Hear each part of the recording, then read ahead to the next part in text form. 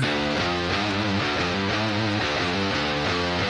401. Silver and black, yeah, we never fold. New winning roots with a Raider soul. East Coast grind, West Coast pride. Raider Nation, worldwide. 401, say it loud. 401, feel that sound from the stands to the screen. This is Raider Talk with 401 Raider Jeff. Win or lose, we ride it out. Raider Nation, hear us shout. Hit that bell, show respect. Silver and black. 401 Raider Jeff. 401. 401.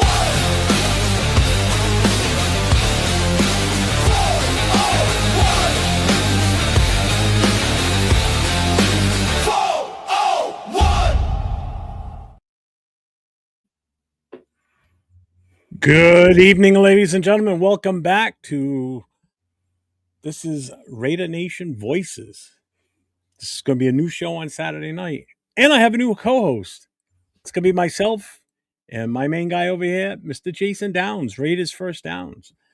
So what we're going to do is we're going to do open phone lines for Raider fans on Saturday night. So I have my No Huddle on Friday night, which is open to all fans of all 32 teams in the NFL.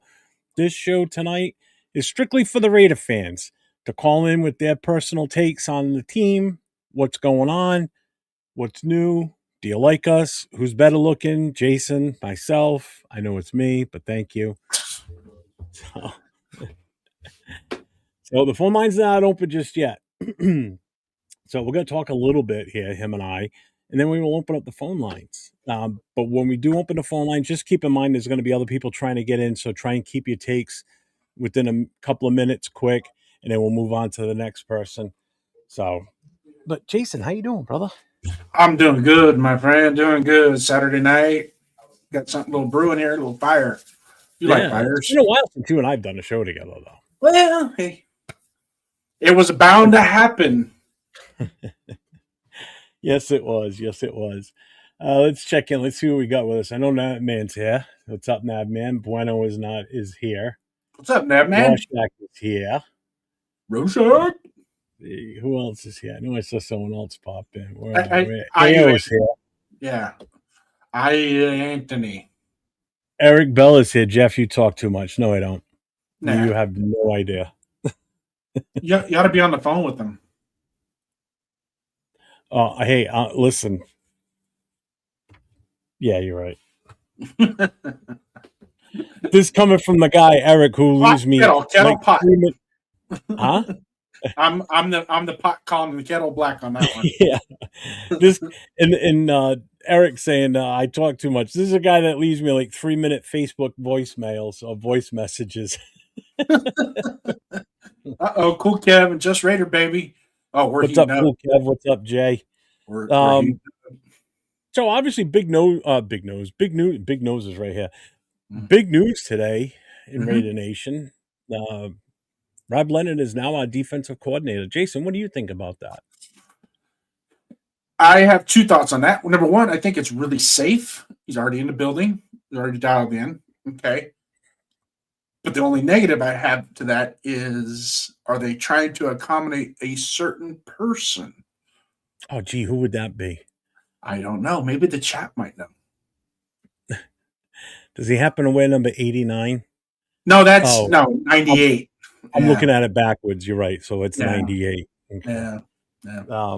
Yeah. Mike, hold on. I got to do my promo. This guy runs on Duncan. When you don't want to be a drunken, get you a Duncan. Duncan. Yep. Let's see. He doesn't take my. Fuck you. I take your calls. You just don't call me. And now you've got your chance tonight to call in, Eric, and say your piece, because I know you've got something to say about Leonard because he left me a message about it today. Mm-hmm. So I know what that's all about. Jay, what up? A good show, really. Yeah, that was a good show, Jay. I listened to a good chunk of it. I was upstairs with the kids. We were playing board games. Then we had dinner. My son made fresh raviolis. fresh pasta. Ooh. Well, we bought him a pasta press for Christmas. He loves cooking. So Yeah. any chance he gets to cook, that's fine by me because his food, he's good. He's really good at it. So Yeah. there's no voicemail. Well, there is one voicemail left over from last night. Jack called in late in the show last night, but I was already getting off. So Way to go, Jack. we'll play that. We'll play Jack's phone message. But so I are they doing it to appease him? Maybe. I don't know. Oh, Duncan's here too. What's up, Duncan? What's up, Duncan? I don't have a problem with them taking him as DC. I know initially I'd said I don't want any coaches left over from the past regime. I want all new, fresh start. But the other way, the other way you got to look at this too. We were the last team to hire a head coach because the guy we wanted was obviously made it all the way to the Super Bowl, won it, and then we had to wait another extra day because can't do it on Monday. We had to wait till Tuesday. So yes, we are behind a little bit here on hiring position coaches now. And DC was the one that I wanted us to make sure that we take care of first because by default we've already got our OC in the house with it being Kubiak. They can name anybody as OC. It's just a figurehead basically at that point because he's the one that's going to be running the show. I'm okay with Leonard, to be honest with you. If they're doing it as a move to keep Max by just giving him the position, if that's their reasoning, that's stupid. I think that's a dumb move if that is eventually what comes out. But I think that they're being smart about everything they're doing this season so far. That I don't see that that's the case. I think it's the case that he's been in this league a long time. You know, people think he's, you know, just a short term coach. He's only been in the league for a couple of years. He's been around for a while. And he's been around a lot of good coaches too throughout his career. Yeah, I'm glad you just said that because it just dawned on me. He was actually a linebackers coach for McDonald when McDonald was in Baltimore. Yep. So that's actually where he got his start, I believe, right? Well, that's his hoorah that got us to bring him to Vegas. And his forte is actually linebackers, not D line. He's actually more of a linebackers kind of guy. It's just we had AP as the linebackers coach, him as the defensive line coach, and it kind of swished back and forth. But he was under McDonald, so there is that connect between Kubiak, McDonald, and then over to so in the long run, all the assistant coaches at one point or another will cross paths with another assistant coach on a different staff throughout their career. So those relationships, I'm confident that this is a Kubiak decision more or less than just a Spytek Brady type decision. Or maybe it was, I was thinking that. I'm glad you guys suggested that. Let's go ahead and go with him. And then add insult to injury. Seattle really was blocking us on every move we tried to make to get in this. Every assistant coach, they're trying to block it as best as they possibly can. So we got to do what we got to do to get our coaching staff filled out. So I don't think this is I wouldn't necessarily categorize it as like a participation trophy, I guess you could say, because I think Robbie Leonard's well respected in the coaching community. Yeah, I don't think that's the case either. And I know Eric says, but D line to DC is a different role. I mean, you got to start somewhere. But I mean, in all honesty, I mean, you look at how the defensive line has been the last few years. It's been not bad. It's been fairly decent. I mean, look what he's been saddled with for the last 3 years. He's had Tyree. He's had to work with and deal with Tyree, and it just goes to show you if he can work magic with some of these other guys, and Tyree's not really up in his game, then that's when you know that the guy's just not the guy, meaning the player, not the coach. Yeah. So I think it was fine. I think it was definitely, and that man just said, a logical progression for him. I mean, shit, you've had quarterback coaches go from quarterback coach to offensive coordinator. What's the difference? So, I mean, we're not asking a special teams coordinator to go from that to a head coach. That's a little different. And I know that's what Bisaccia got mixed into, but everybody loved him and they wish he never left. But whatever, it is what it is. Yeah. Raider Paul's in the house. What's up, Raider Paul? Yeah, Raider Paul, give me my Grammy.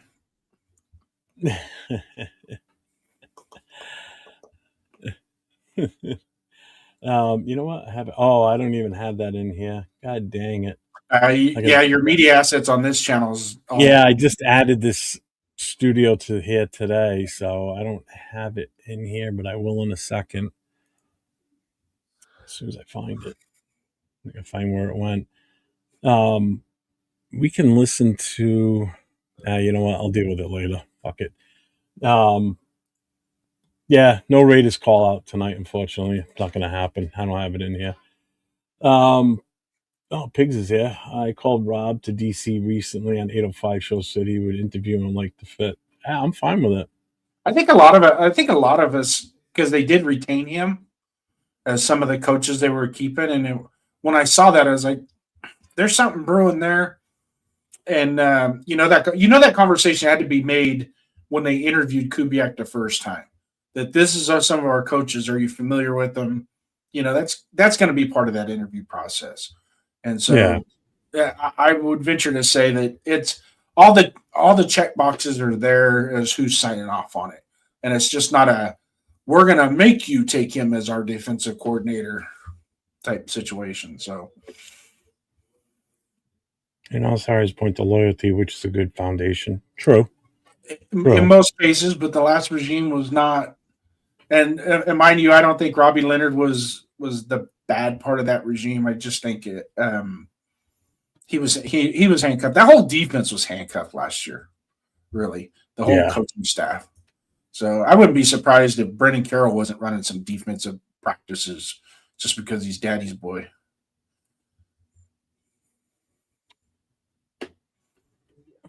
Hang on. I think I found it.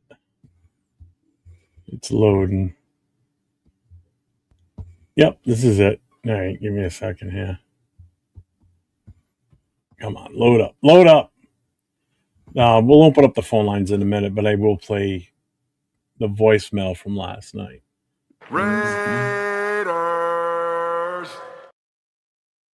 There you go, Rita There we Paul. go. Yeah, gotcha.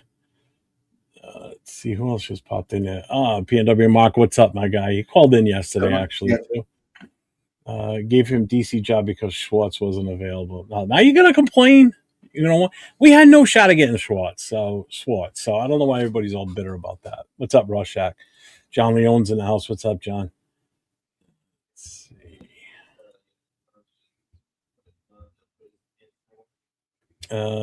Jacob asked, "Can you guys confirm that Kubiak is the one hiring his own coaches?" I think he is, because there's going to be guys that are going to be possibly coming in from Seattle anyway. I'm sure Bennett should be the next one. Hopefully, get his ass in the door and get working with that offensive line, and let's start seeing something as soon as they can start OTAs. I think he's selecting his own shit. I really do. Yeah, I don't think. Yeah, I absolutely agree. I don't think he's not taking this job if he doesn't have some type of input in his coaching staff. Yeah. And I know some people are like, well, he's awfully, the coach is young, Leonard's young, but Leonard's been around for a long time, man. And so's Kubiak, too. Don't forget, I mean, these guys aren't no spring chickens. They've been around this game for a long time. So, I mean, let's put it this way. They both have a hell of a lot more experience in the NFL than AP did. That's for damn sure. Kubiak probably had more coaching experience when he was in junior high school than what we have. yeah, probably. I mean, look what he grew up around. You know what I mean? Your dad's an NFL coach. I'm pretty sure Yeah. you're sucking some of that knowledge up as you're growing up.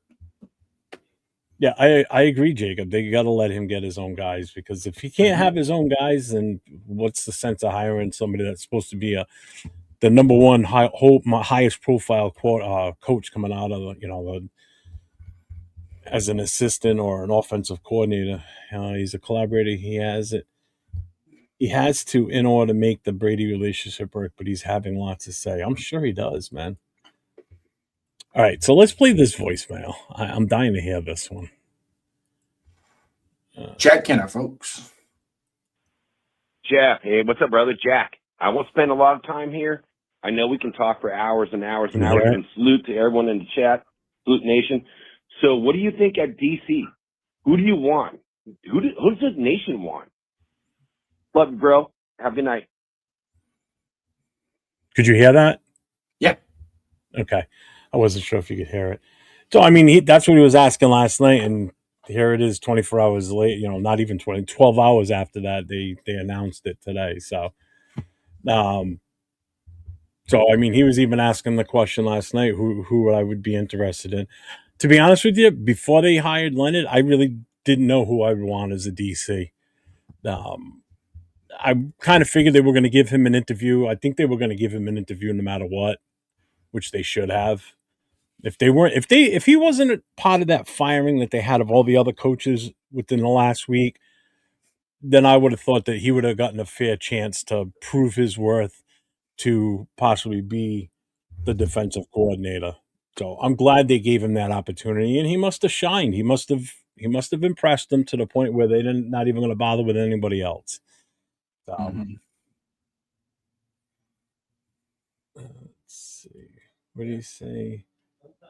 What's up, man? Welcome in. Looking back at the 2-14 season, what stands out most to you guys about why it went the way it did? Coaching.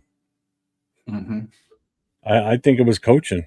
Majority of everything that went wrong last year was bad offensive line coaching, bad play calling, Gino just not being worth a lick of salt. It wasn't worth the 3rd-round pick for him, not for what we got. I don't know what your feeling is. Bad practices, bad press conferences.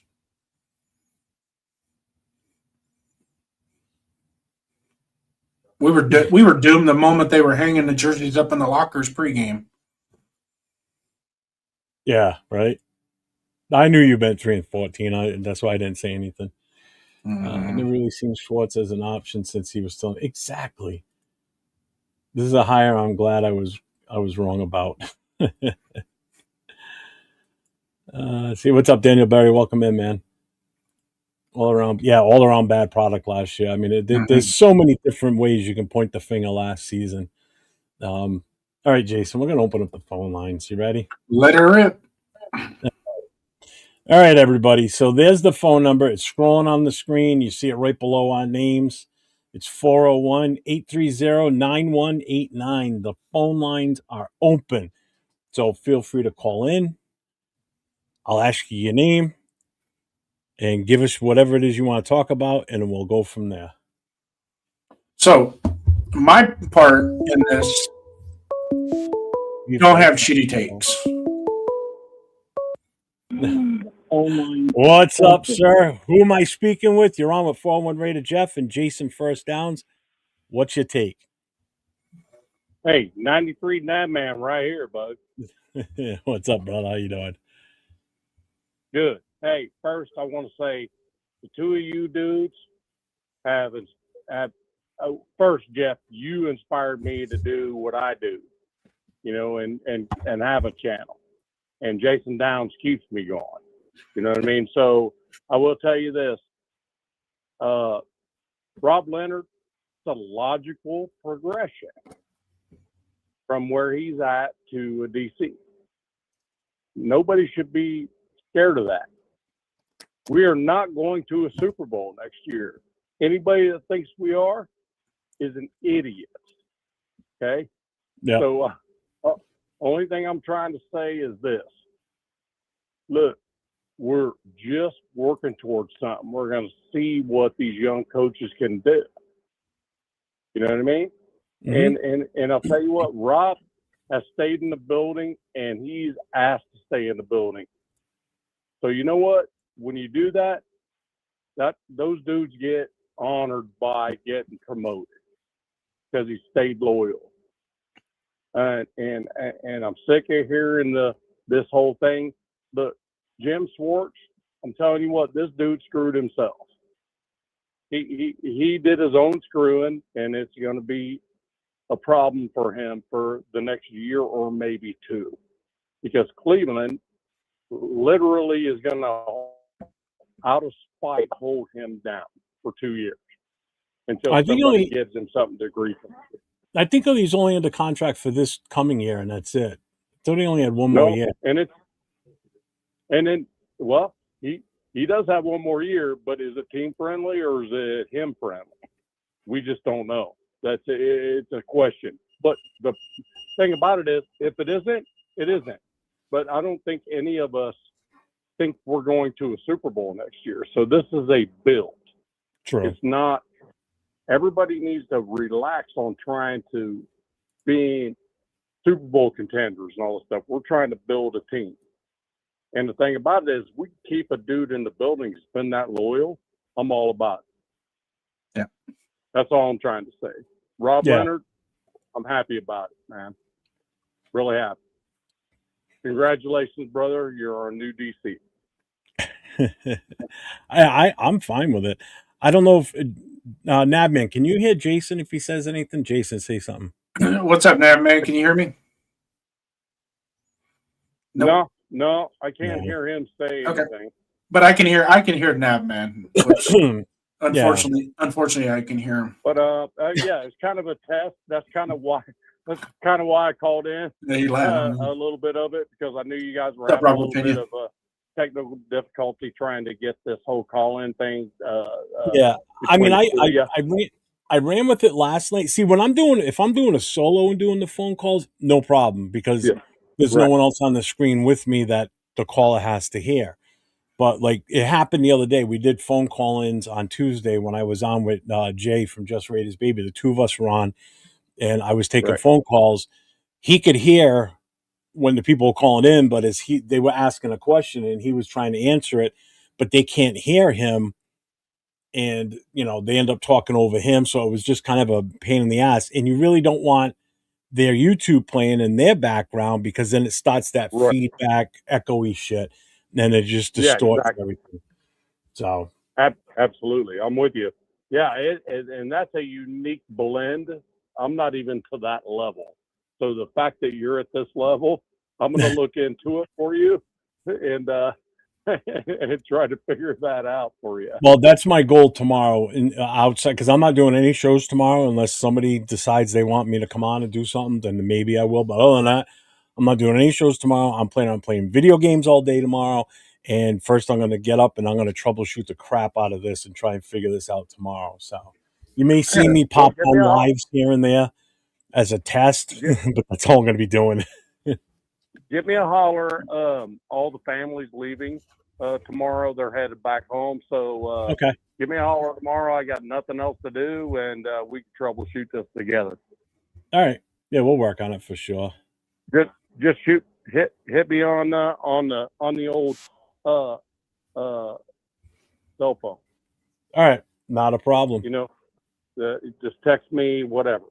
Yeah, I got your number. If you don't have, I'm pretty sure you have my number. If not, yeah, I Jason do. Does. I do. Okay. All right, brother. All right, thanks, hey, man. Have a good show, man. Love you guys. You guys do great stuff, man. Thanks, man. Appreciate you calling in. All right, peace. Later. What's up, Pretty Rosetown? That's a pretty balanced take on the Robbie Leonard thing. I mean, I think so. And I'm in the same boat. It's a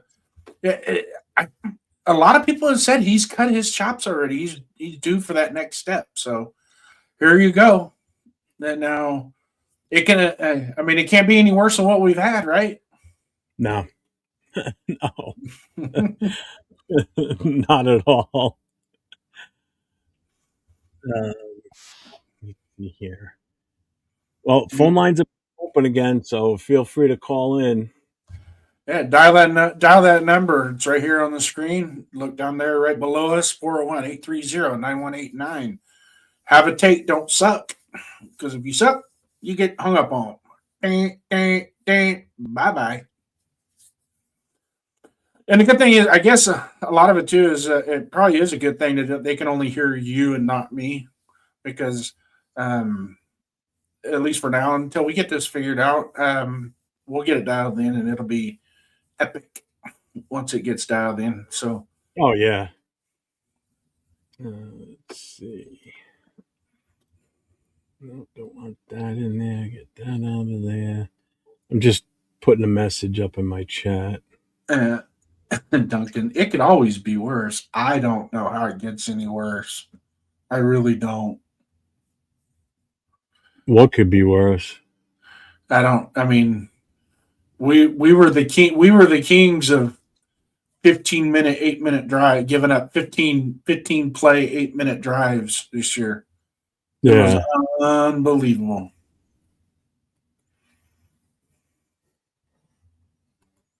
Here we go. The coach Right, says I just pinned the message at the top of the chat, so it's there for everybody constantly. So the phone number is there, so feel free to call in. yeah. Oh, it definitely can always be worse. That's why if somebody said, "Well, we can't be any worse this year versus last year," yeah, well, last year we said "hold my beer" and we were worse than the year before. So Jeff troubleshooting a hash brown from Duncan is amazing. Oh, absolutely, it's a thing of beauty. That's something for an OnlyFans page. Mm-hmm. There we go again. Oh, Coach, I'd love to hear from you at some point, man. I plan on being on for maybe an hour, up to 2 hours, no more than that. I don't know what Jason's got planned for the night, but I think this is Yeah, in a definitely couple weeks, my better half will be in Disneyland on a Saturday, oh, there you go. and I remember one time that happened, and we did a 9-hour show. Thanks, Robert. Yeah, that's right. Actually, Bueno called in. Bueno was one of the first phone calls yesterday, if I'm not mistaken, and he That was called in his- Tuesday too. That was his refrigerator because I heard the milk splattering. Yeah, Yeah, you heard it gurgling because it was Yeah. curdling. yeah. Bueno's my guy. Him and Pena, all those guys. Rorschach, Rosetown Nate. Now Rosetown, on the other hand, that's What do you mean you different- don't know what? I'll tell you what. You know what kills me? Anybody that says, "Oh, I don't know what to say," but yet when you watch them in the chat, they're constantly typing in the chat saying, "Just whatever you're going to say in the chat, dial in." Eric, you've been wanting to come on this show for the longest time. You keep telling me that I don't invite you. I said, "There's no special invites." I put the links out there when I do these shows. I put the phone number out there now. You've got more than enough opportunity to come in here and lay your voice to things. So let's go. Oh, here we go. Let's see who this is. You're on the line with 401 Raider Jeff and Jason Downs. What's going on? Jeff, this is 93 Nabman again, and I'm imploring the chat. You do not talk crap in that chat without calling that number. If you have stuff to say, you call the number. What is wrong with you? That's all I have to say. So is that why you called? He's tired of typing.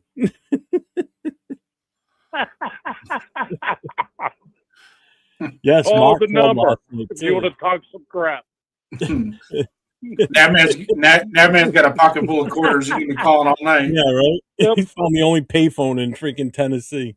Yeah. It's the only payphone. I'm calling for a payphone, for crying out loud, down the street, next Wait to a till- river, next to a bank. Hey, ask him if he's going to call collect next time. Rosetown says block nav. Okay, Denied. I got you. Okay, Rosetown. Congratulations on that one. Good one. All right, man. Peace out. Later. And just a little public service announcement. All of our calls are monitored for quality control purposes. Really? I don't know where, but Well, they're memorialized on YouTube. let's see. Which one is? We'll flash back 6 years down the road and pull this episode up and go, God, what were we thinking? Let's see. Oh, Marcus Banks is in here. What's up, Marcus? How you doing, brother? Yeah, Marcus, salute, brother. Again, the phone number is here, folks. It's 401-830-9189. Call it up. You will not be doxxed. Your information will not show up on the screen. All that shows up is your voice. Yeah. The only one that knows what your number is me. Don't worry. And I don't know the number. I won't be calling you prank in the middle of the night going, hi, hello. I'll keep it serious. Maybe. You know, I got a crank call the other day, and that sounded similar to that crank call I got. No, it wasn't me. I guarantee it wasn't me. It was a spam call. What's up? What's up, Brandon? What's going on? Penny should call and do a burnout over the phone with his new toy. Yeah, there you go. That's a nice car, man. Beautiful I car. know, I saw it. Only accelerator would be doxed. Yeah. Robert, what's up, man? What do you think of the defensive hire? We've been talking about that, and I'm okay with it. Yep. I know some people supposedly have issues with it. I don't know why.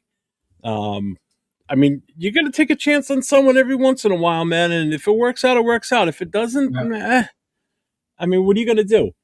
You know, we can't hit on everything. You know, no batter in the history has ever batted for 1,000 consistently and ended their career batting for 1,000. You know, No. so I mean, if we hit on this one, that's a fucking beautiful thing. Who knows? I mean, he could be one of the next great defensive coordinator minds out there. Who knows? You know? You got to remember, some of the great ones got their start early on. Big Yeah. Fangio, those guys, they had to start somewhere. I'll give you a perfect example. Just within our team, you took a guy that was a linebackers coach and made him the head coach of the Raiders. And as everybody knows who that is, Mr. John Madden. He was a backers coach and came in and took over as the head coach. He went from a position coach to the head coach. And how'd that work out? Not even he didn't go from linebacker coach to defensive coordinator. He went from linebacker coach to head coach. That's an even bigger jump. Nobody complains about that, you know? So, Tom Flores, he went from an assistant. Oh, what position coach was he? Was he the quarterback's coach before he was? He was actually the offensive coordinator in Super Bowl 11. Okay, but still, he all right. So he was the offensive coordinator, moved up to head coach. So that was two coaches in a row that went from either a position coach or a coordinator right up to head coach, and they both had success. Mm-hmm. I mean, it happens. It can definitely happen. It's happened. Look at Chicago. You know, they go and hire an offensive coordinator, becomes a head coach, and boom, he's turned that team around in 1 year. You know? So, I mean, it's definitely a possibility. Yeah. 383 stroke of 700 horsepower, 5-speed, 700. Damn it. You got 700 horsepower out of a 383 stroker. That's insane. That thing got a blower on it or something too? No, you can do it. It's not. Well, the way you can fine tune cars now, especially, well, I don't know what it's got for electronics on it. I mean, you get those computers hooked up. You're on with 401 Raider Jeff and Jason Downs. What's your name and what's your question or your statement? Rorschach's Journal 2026. No, I was just kidding. I did that for Bueno, my brother Bueno. Jeff, Jason, salute to you guys. Obviously, people are scared to call in, but I guess some of us mods are not. Look, let me just get a few things off my chest. I see a lot of yours, people sir. saying, oh my God, we hired Rob Leonard and it's a bad promotion. Look, listen, guy hasn't even coordinated one play yet. Relax. Kubiak has done his due diligence because Leonard has also been under, what's the head coach's name in Seattle? I forget his name. McDonald. He's been under his staff. He's learned from him. He's learned from, he was in Baltimore. He's learned from Patrick Graham, which is, hopefully he doesn't leave the middle of the field open. I doubt he will. But it's consistency for Max if he wants to stay, right? So he is hiring his own coaches because Spike Tech said he was going to hire his own coaches. The only reason they kept him and the other guy, man, I'm driving right now. So the guy that we kept retained. It was Joe Woods, Jeff. They kept. What's his name too? They kept him as well. Yeah. Because he's also worked with Kubiak and with the Saints, I think. And people wanted that guy, and we kept him. They allowed they kept the ones they wanted, and they allowed them to interview for the job, right? So this guy must be, he's in the building. He got promoted. Obviously, they like something that what he wants to bring. Fine. Let him do it. You can't just judge Jeff, we're over 50 years old. You know what it's like, how it was in the old NFL, right? You know, we got to see a little bit of winning. Well, you got probably a little bit more than I do, but you know how it was, you know, for all that time, and you know, coaches come and go, players come and go. You know, it is what it is. Yeah. As far as this Max thing is concerned, this is on Max. Jay Glazer's one of his friends. He was pissed because he got sat down for 2 games. Dude, they're saving you from your own self. And what are you going to play for with those 2 games when you probably weren't going to even win them anyway? Yeah, we won the last one because, you know, Kansas City, they had a quarterback that was freaking, you know, doing something else. You know, whatever. You allowed that. You co-signed it for him to speak about that. This is a bit, you got to lay in it, bro. We all go through that. You want to say something, and it comes back to you, and it haunts you. Now you don't want to answer questions. Well, you're going to have to answer questions until you put an end to it. Yeah. Plain and simple. Well, you know, it gets frustrating. Go ahead. My thing with the whole Glazier thing is what gets me is, and I said this the other day too, is Glazier comes out and says what he says, okay? But yeah, how fast was it that Max came out and disputed that? It wasn't that night, wasn't the next day. It wasn't until like 2 days later, once it was all over the place. Because as soon as he said it, you know that everybody took that and ran with it because it was out there immediately. But it took him that much time to come out and be, you know, say what he said against it. It's like if somebody says something, like if Jason were to say something about me that I know is not true, guess what? As soon as I hear that he's mentioned that, I'm coming out and I'm going to start telling people my side of the story. I say, that's absolute bullshit. I'm not going to delay, because if the longer I delay it, the more people are going to believe that that's the truth. Nah, it's not true. It's not true that he wears women's underwear. That was totally false. The generation we come from. You that in confidence. This young generation, they're all over Twitter. I don't do any social media whatsoever. Period. I think like the water boy. That's like, you know, the Devils, whatever. I don't deal with none of that. I watch you guys. You know, I only mess with some shows. You know, and I come on yours. I talk to you personally behind the scenes, and you got a lot of respect for me, man, because of what you do and how you're able to just talk to anybody and give them a platform to speak. And, you know, you take somebody else's, not criticism, but there's another word I'm looking for. I just can't think of it off the top of my head, but like I said, I'm driving. So, you know, you're able to, hey, give me a call. We'll talk.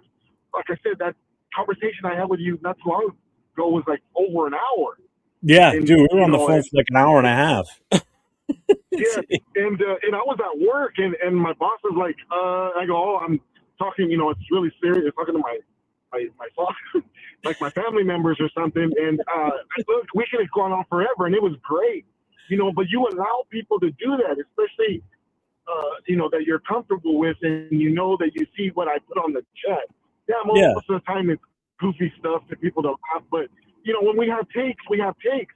Look, takes and your opinions are not facts. That's period, point blank. We say what we say, and it's not etched in stone. We have no control over what they do with Max now. Max did this. If he wants to come out and say, hey, you know, I'm done. No, I'm not going anywhere. Point blank, period.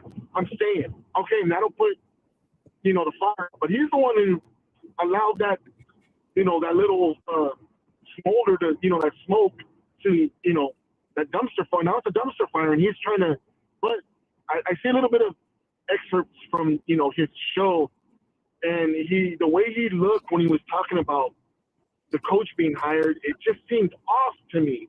He wasn't excited. Look, I get it, man. 6 or 7 head coaches since you've been here. But, see, that's the thing with Mark. You know, they're all like, Mark needs to sell the team, whatever. At least he's throwing money at it. He's trying to get it right. He just said it in that press conference when Nick talked to him. I'm trying to get it right. I know what I don't know, but I'm trying to get it right. Dude, he's still paying other coaches. Look at all the other coaches he paid off to get him out of here. I just saw, I think it was on Instagram today or maybe Facebook, all the past coaches that we've parted with, including Kubiak with his contract. So it's 16 mil for Kubiak or Kubiak. And then you add up all those other ones. And thank God, because it's over $100 million that Mark David has to pay out in coaches that have Yes, been fired exactly. or let go or quit or whatever, plus what Kubiak's is now. Thank God that shit don't come off the salary cap, but that comes out of his pocket or the team's pocket, Yes. not off the cap. Because But I'll tell here, you what, if they ever consider putting coaches' salaries part of the cap, then you're going to see teams stick with a coach longer than they should in some cases, oh yeah, or oh yeah, they're going to just say bite the bullet and say, all right, let's stick with this guy. That would actually, in all honesty, that would help some teams to have that consistency going forward. You know what I mean? They wouldn't look at it yes, after 1 year and say, oh, this guy only went 2-14 or 2-17 or whatever, 2-6. Kick his ass out of here. Let's hire a new coach instead. You know, yes. Thank God that's not But part of the salary because we'd be screwed. yeah. Well, I mean, I really don't think it would do anything with us because Mark can pay that. You're talking about the other teams that are not,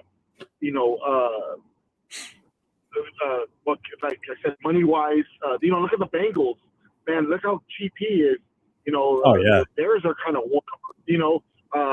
some teams are just in it just to have. But Mark is trying to do it, man, and I give him credit for that. I mean, I don't like every decision that he makes, but at least he stayed out of this one, right?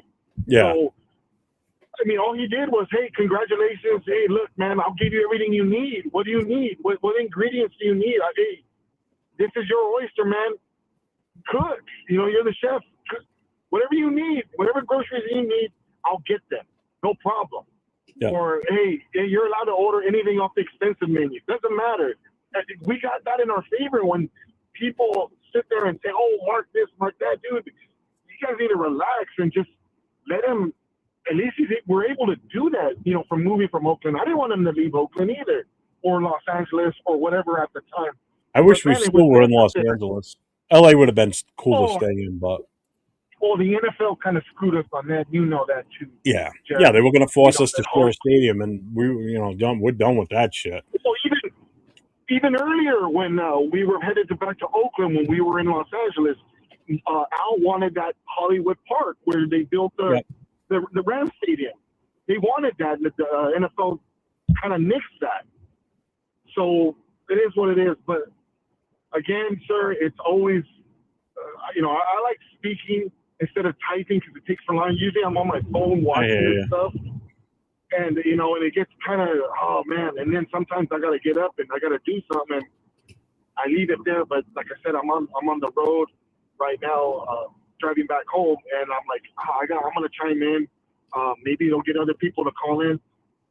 Again, I understand their opinions, but you don't have to be so negative all the time because that's what I think sucks the energy out of, the positivity we got right now. I just don't want to hear that. Look, this is a new season. We haven't got the whole coaching staff yet, but relax. They're doing their due diligence, man. The way we did it and waited for him to be our head coach is the exact same way he's doing it to bring in coordinators. He's bringing in teachers, man. You're going to see a difference right away. We're going to actually be able to compete, to play hard and all that. But the wins are not really going to come because it's going to take some time. And I'm willing to go through that. I am. I'm hyped like we were last year, and I kind of after the second game, it kind of just fell to pieces, and I'm like, here we go. And I knew it after the second game. I go, this is going to end badly.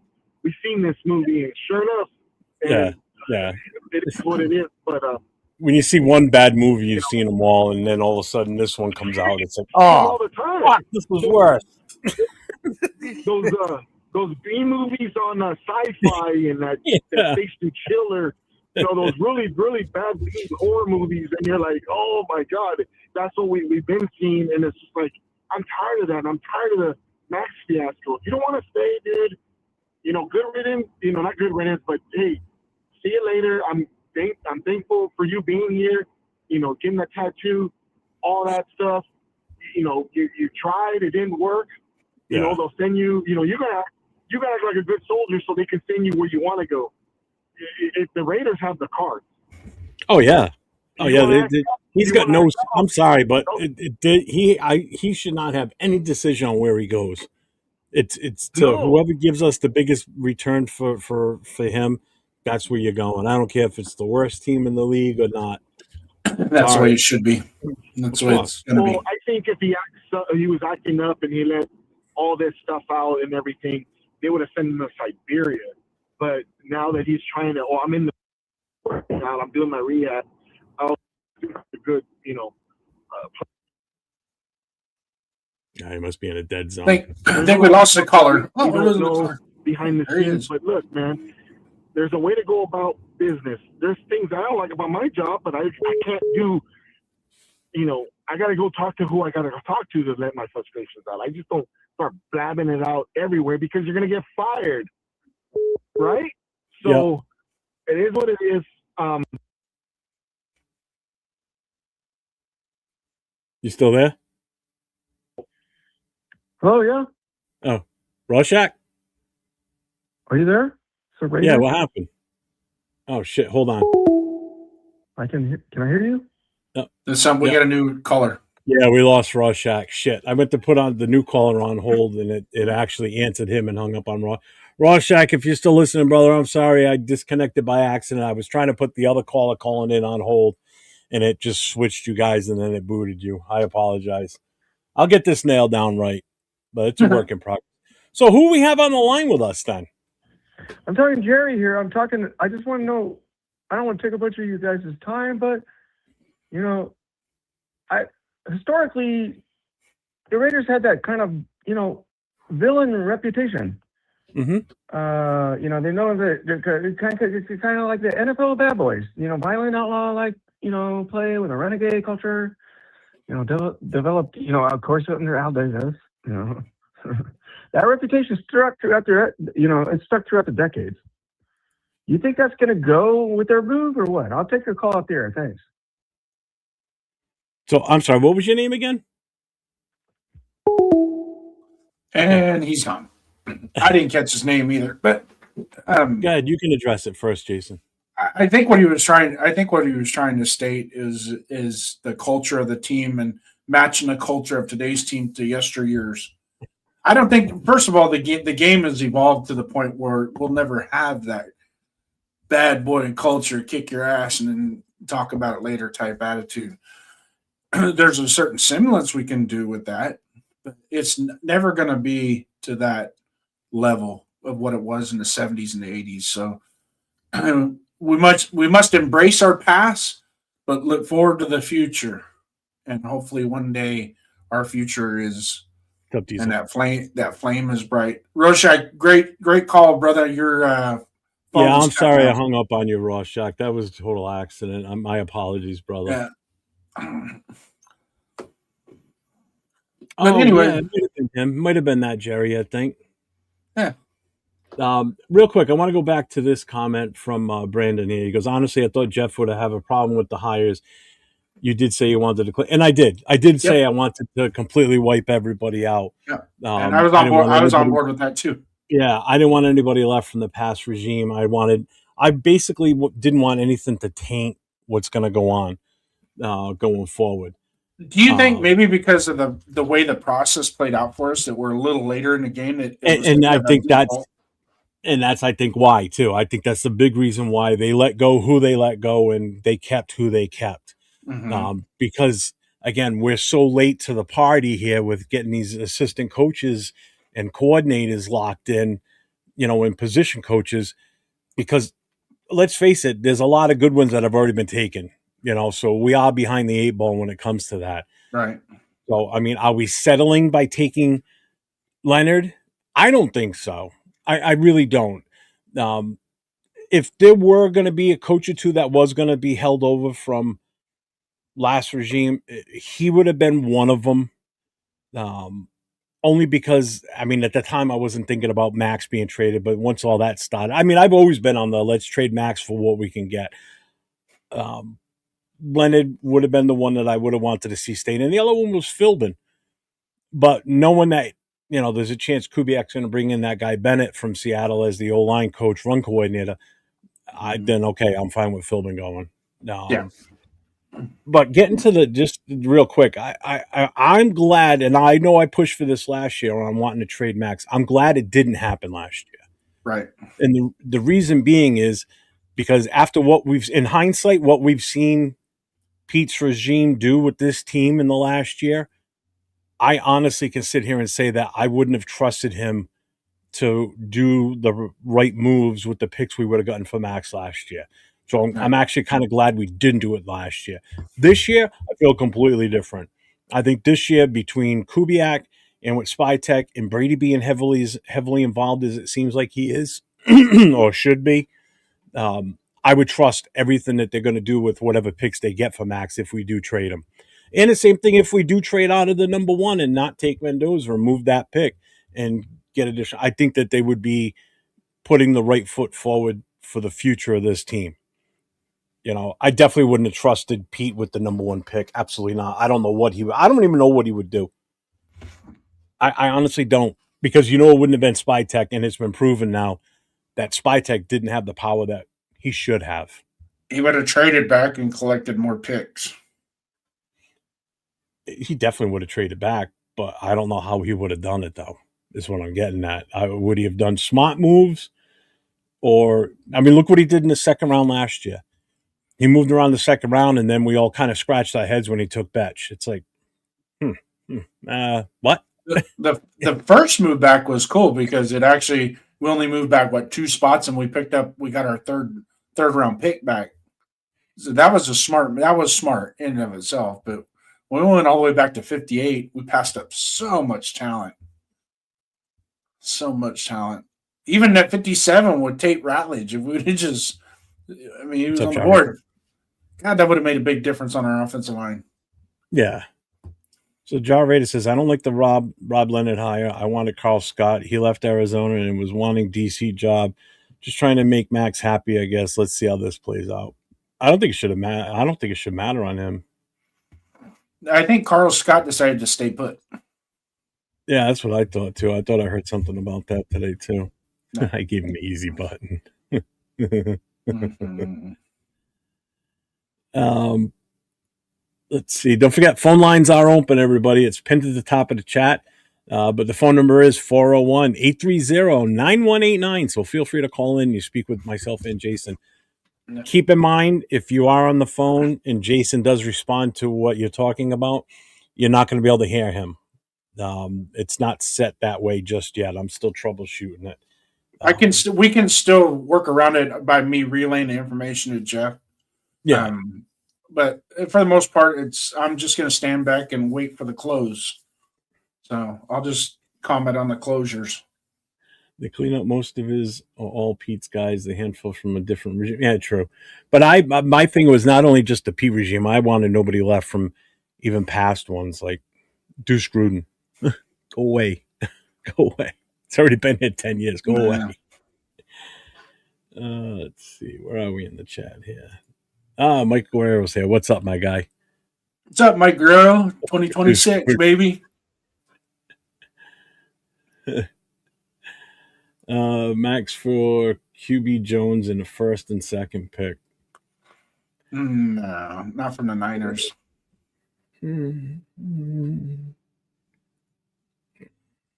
I'm telling you, the only trade bet for Max. I would like to get somebody that's in the top 10 that wants Max.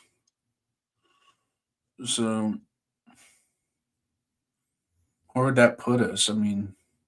I know the Rams have 2 first-round picks. What's up, Tanner? So maybe they might be willing to give up one and give us a future and then a second as well.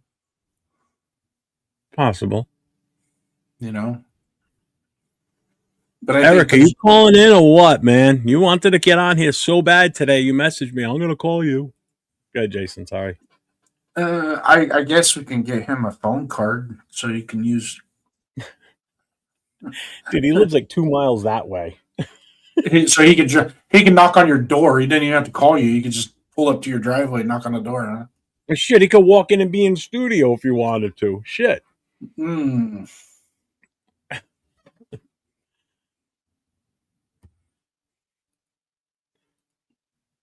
So, all right, let me ask you this then, Jason. Seeing as we've got our DC now, what do you think? Who do you think's the odds-on favorite for the OC? Or do we hire one? Actually, you might know this. Oh, Somebody asked me yesterday, do we have to hire an OC per NFL? I mean, is there anything in the rules that say we have to hire? no, there's no rules, but the functionality of what the offensive coordinator does, he's still going to do he's going to still be doing a lot of behind the scenes work to help Kubiak. Kubiak cannot coach the team and run the whole offense himself throughout the week. Now, when it comes to the play calling and the game day situations, it's a little bit more fluid. But what you need that offensive, you still need that offensive coordinator to run the offense. You still need that quarterback coach. You still need that running back, the run game coordinator, the pass game coordinators. You still need those functions to put it all together. So when they go into game day, it's fluid. I guess you can hire a bunch of assistant coaches and say you're an assistant offensive coordinator and you're an assistant quarterbacks coach or whatever, however you do it. But in the long run, you still want that set hierarchy on down, because the offensive coordinator, believe it or not, under a coach that calls the plays is still pretty important. Just look at what the Chiefs did. They had a total failure with Matt Nagy this last year. So what do? They bring back Bieniemy. Because they're going to be the ones sitting in the meeting rooms with the offense and the quarterbacks and the running backs and the linemen and hammering out details, and then reporting it back to the head coach. The head coach still has to be part of the defensive side of the ball. He's got to be part of the special team side of the ball. So he's going to wear a lot more hats now. It's not, you just don't hire an offensive minded head coach and just assume he's not going to have any wherewithal to even participate on the defensive side of the ball. That's not true. They still participate. They might give full autonomy to the defensive coordinator. I get that, but they're still going to be in those rooms. They're still going to be dissecting, reviewing, debriefing what rights and wrongs and the goods and the bads, because ultimately it all falls back on him. Yeah. Well, I guess what I'm getting at, though, too, is like I said earlier, the priority was getting a DC in here because, our head coach is the default facto offensive coordinator for right now. So they could, again, they could have Bennett come in and be the so-called offensive coordinator, but it's going to be Kubiak that calls the plays anyway. But also, too, getting that defensive coordinator first and getting it done right away is because we're going to have more turnover on the defensive side of the ball than we are on the offensive side. I thought Janako wasn't going to be able to leave. I thought he was staying. Alton was blocked. I think they're trying to block Janoko, but it's hard because if they give him, the thing of it is it's a promotion, but he has the right to first refusal on a promotion. So if he prefers going to Vegas instead of staying in Seattle, that's up to him. Yeah. I don't think they can block that.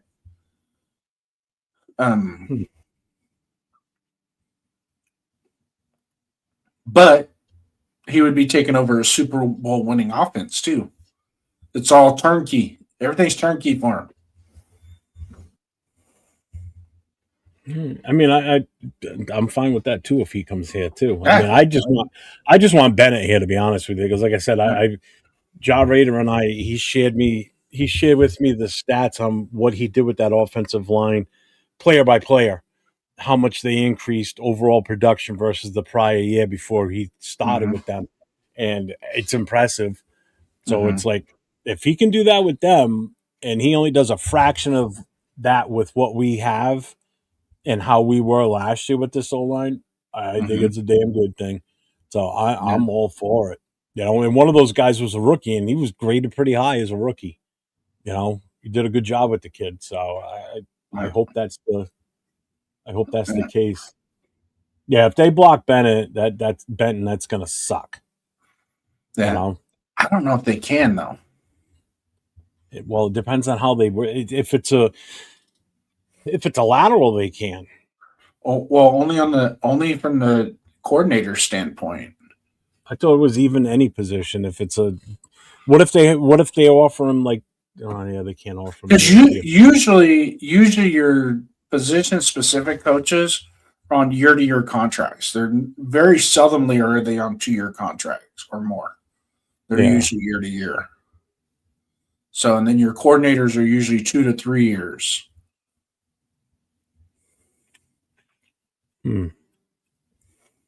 I say usually. That's the practice that they have. But most of the times they re-sign them before the expiration of the contract. So, and I is it March 11th? I think is when is the date they have to have all that taken care of. Once it's the new league year is when that kicks in. Yeah, I have. Where is it? Yeah, and I do think that they can block if they are under contract. I think the only way we could have got around that is if we'd have made him assistant head coach. Would that be technically a promotion? But we've already hired Mike McCoy, so that kind of takes We it have off. a phone call. Oh, Jesus. You're on with Jeff and Jason. Who's this? Somebody's got the TV up. Yeah. So I just want the chat to know that I'm a little disappointed because everybody wants the keyboard warrior this whole deal, but you offer a phone number to call and talk about What's up, Jeff? However, they want a keyboard warrior everything. Go on, Jeff. So I will tell you this: if any player wants to be traded, then buy. Okay, we're going to get fair. We want fair compensation, correct? That's what we want, right? Mm-hmm. So here's the deal.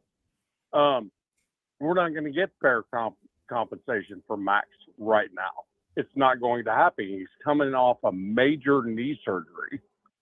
And not many teams are going to do a 2 first-round picks, and a Pro Bowl player for him at this point. It's always in question. So you guys need to freaking relax. Calm down with the Max stuff. The thing about it is he's coming off an injury. He's still on a cane, for crying out loud. It's not you know what I mean? I mean, he can't talk shit either.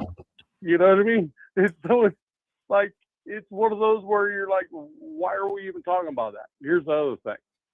Rob Leonard, logical progression. The dude is logically progressed to the DC position. Good with it. I'm good with it. If anybody here thinks we're going to the Super Bowl next year, go ahead and remove yourself from the chat. That is not, I don't think that's what we're doing. I think this is a building situation. We're trying to do it younger. And if the offensive coordinator is John Benton from the Seahawks, I would be okay with that because the dude is going to take shit off Kubiak's plate. That is an amazing thing. That is exactly what Mike McCoy is going to do. Take shit off his plate so he can call plays and focus on things and just be a leader, right? So, look, you guys, all you all on the chat, there's a number displayed on the screen. Displayed on the screen. You talk all this crap all you want. But until you pick up the phone and call that number, I got nothing. Hey, well, we got another phone call coming in right now. How about that? Off I go. Bye-bye. Later. Whoever it was hung up. All right, whoever that was that just tried calling in, call back. You gotta give it more than one ring. I could nab, man. He's unbelievable. Let's see. Where were we? Yeah, Mike Guerrero. I believe we're going to the Super Bowl every year. Absolutely. Yeah. Super Bowl of Bucks, baby. We're on a roll now. Oh God. All right, whoever that was that tried calling, call back. Call back. I mean, goddamn, last night on a um on a NFL only show, I had 16 phone calls. Tonight we have so far 1, 2, 3, 4, 5, 6, and 3 of them are Nav Man. Hello, you're on with Jeff. Nope, no, you're not. You hung up. Okay. Ay, ay, ay.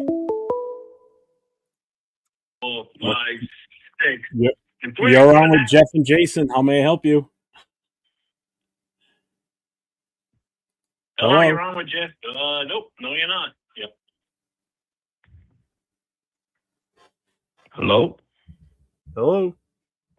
Hello? What's Who up? this? Hello? Who's this? Can you hear me now? Yes, Phil. I can.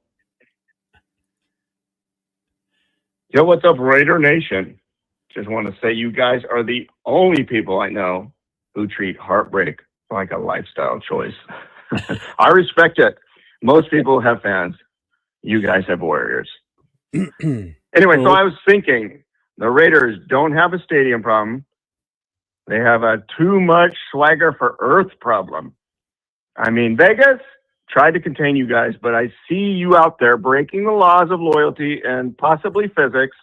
And seriously, y'all are the reason people invented the word diehard. Other fans watch football. You guys survive it. You make losing look like a badge of honor or maybe even like a secret flex. Anyway, keep doing you. Keep doing you. Keep scaring the quarterbacks. Keep breaking hearts and making the rest of us look soft. I get it. And if any one of you from the team wants a hype man or, for the next touchdown, I'm free. Just saying. Here's my bio. You can call me. Okay.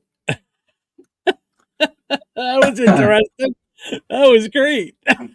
Hey, thanks, Brad. Thanks, Brad, for calling in on that one. Appreciate it. Who was that? Brad. Brad who? Guy I know. Oh, really? Yeah. Oh, that's funny though. That was pretty good. That was a good one. I like that one. He was actually one of my sergeants a couple times.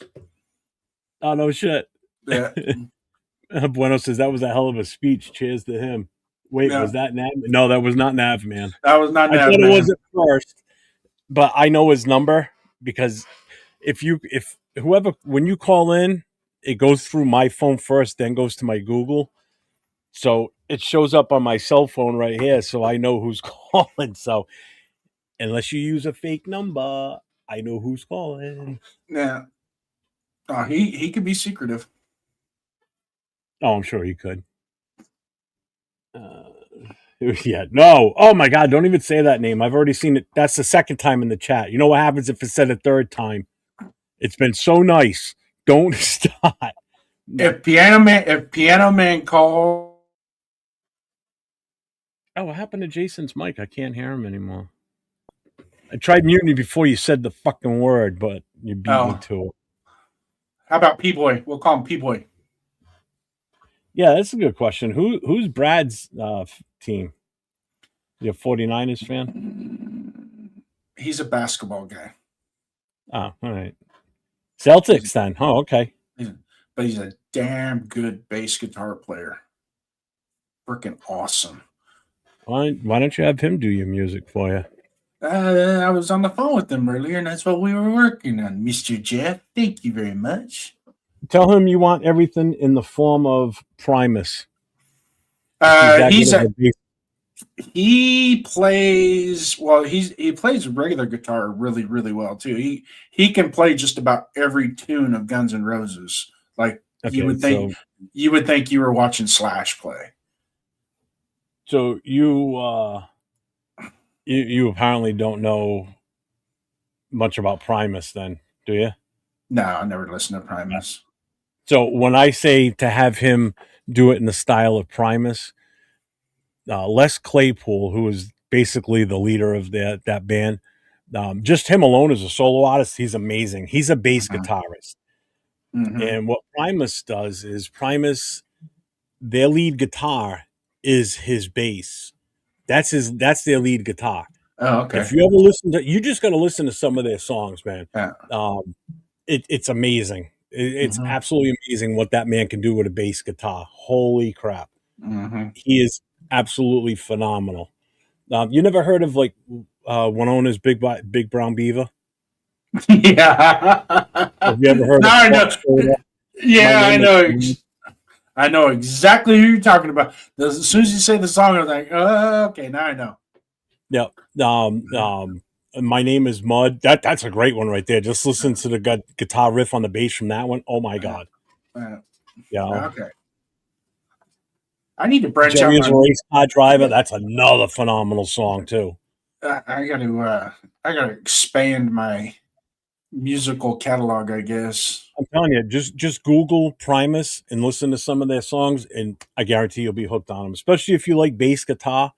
And I tried, when I was trying to do the stuff through Suno, I was trying to get it to emulate Primus because I would have absolutely loved to have an intro song with the bass guitar lead like he does, and I'm still working on trying to perfect it. So Yeah. yeah, I might get a jump start on you with that.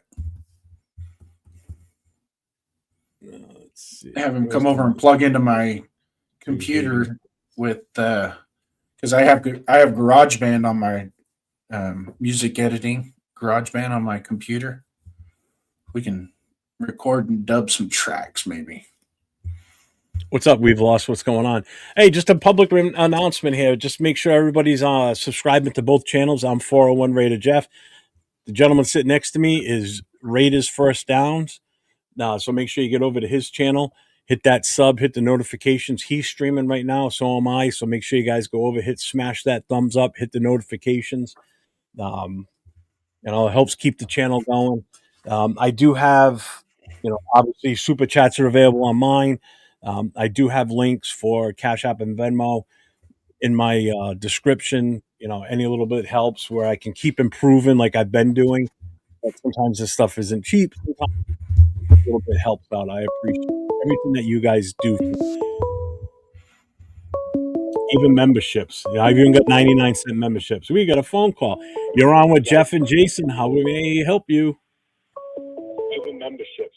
I've even got 90 memberships. It's going to be Navman again. No, it's not. I think it's Brad again. Hello. You're on with Jeff and Jason. Hey, what's up? This is the coach sipping Jamba Juice. Oh, Yeah. good. Hey, what's up? Not much. So, How you been, man? It's just I'm good. I'm good. I just wanted to say that I really don't give a damn about Max. I think we should trade him, get what we can for him, keep him moving. I think he's playing a whole bunch of media games right now. And I think that's why, you keep hearing these reports in the media about him. I feel like there's a little bit of ego in there. Like he just wants his name out there. Like he just wants to be like, I don't know, maybe just like known. But it's just like I'm over it. I'm over it, man. I'm over it. Like he wants to win now. We want to win, but we're not at the same place. So we're gonna win down the line. So yeah, I mean, we have no choice but to get rid of him, keep him moving. Like I have no attachment to these players at all. No, and that's the allegiance. problem with some fans. They get so attached. Like I use the analogy of it's time to divorce from these players. Everybody's married to them in some cases. It's like it's time to move on from certain players sometimes. I mean, Max is not part of the future of this team. Let's face it. And I know your Right. take on everything because I've seen you in the chats, not so much just on mine, but I've seen you in other chats like 805s and everybody else's. And I know you're more than willing to move on from Max and get what we can for him. And I know you're also in favor of trading back, if I remember correctly, right? Yes, I'm in favor of Yeah. trading back and building the lines. I Yep. believe in a dominant, a massive offensive line and defensive line. I want to be able to attack in the trenches, and I want a D line just like the Seahawks. I want a 4-man rush. I don't want to have to blitz. I want a dominant line on both sides. That's what I want. Everything else is bullshit. I just want attack, just annihilation on the trenches. That's what I want. Hey, ask him, Jeff, if So, by trading Max, do you one think other we can thing I want upgrade to our say before I defensive get off line here, just by doing that? we've had this problem with I will. opposing fans coming into our stadium, taking over. I think all the Raider fan clubs and all that, I think maybe there's something that we can do as a nation to somehow maybe put some money together and buy up these seats and get some of these opposing fans out of here, because I'm quite honestly, I'm sick of it. I don't want these fans in our stadium anymore. So I think we need to do something. All Raider fans need to do something. Maybe donate some money here and there and build up a fund so that we can buy up all these seats and get these fans out here. I'm tired of seeing them. I want to do something different than all the other NFL's fans, where there's just maybe a very small percent of away fans. That's what I want to be able to do. I definitely get that, but real quick, Jason, because you can't hear Jason, but Jason did have a question to ask you. Do you think with what we're Yeah. going to get back Tell from Jason Max? to get on a diet. Hold on. It took me years to get this What did being Jason beautiful. say? What'd you say, Jason? Say it again. It took me years to get this beautiful. He said it took him years to get this beautiful. Oh, wow. Years. No, what he wanted to know is, do you think with trading away Max, with the picks we're going to get back from him, we're going to be able to build the proper front defensive line too? It'll take some time. Yeah. You can't solve everything all at once. But I think we can get properly compensated for Max. Does that answer your question, Jason? Yeah, I was looking more along the lines of what the Cowboys did when they got rid of Micah Parsons, and their their core interior got better with Kenny Clark and Quentin Williams. Okay, So I get that. doing something similar like that. Yeah. All right. So basically, what he's saying is, with how the Cowboys handled their trade with trading Micah Parsons to Green Bay and what they got in return with the picks, and then getting the guys that they got from the Jets. Who was the other guy they got from? Quentin Williams. Quentin Williams. How they went from just a pure pass rush with Micah Parsons. They now were able to stop the run, and the defense, unfortunately, it was weird. You get rid of one of the better players in the league, and you you replace him with a defensive tackle that is actually stopping the run, and their defense got better throughout the rest of the season going forward, which is weird. It was unusual. So that's kind of what he's getting at is, we're making this change of, if we lose Max, we lose that pass rush specialist, that edge rusher. But if we can pull in a top defensive tackle like what the Cowboys did and actually have an effect in the run game more than what we're already doing, I get it. That makes sense. I get that. I guess he's asking if you think that would be a possibility. I don't know. That'd be different. That depends on who our suitor is for him. Yeah, it and what they depends. offer. And we also got to see what we have. I mean, I'm not relying on them, but they might be good backups. But we got to see what we have with the D tackles we got last year. See, I got faith in Booker. I think Booker wasn't that bad last year. I Right. thought he was a nice addition. You know, He was Yeah, spotty though, Booker. Jeff. Well, he was. yeah, He was we'll see spotty. see what we got. Yeah. Out of all of them, Tonka was Yeah, pretty that's steady. all that I had to say. Yeah, it was good getting on here, talking with you guys. No, I appreciate you hopping on, man. That's awesome. I figured this is just another way because you know what it is. A lot of people don't want to get on camera, and I get it. You know, maybe doing the phone calls is an easier thing, so made that transition now to that. So I mean, I'll still, if people want to come on, I'll still drop the link if people want to come on with us. But if we're taking phone calls, they have to just have understanding that the callers come first at that point because Yeah. Yeah. But All right, this is man. fun. I like this. Oh, yeah. Hey, tell Coach thanks for calling Yeah. in. Jason said thanks for calling. I got a in. gift. I'm going to send him a gift package.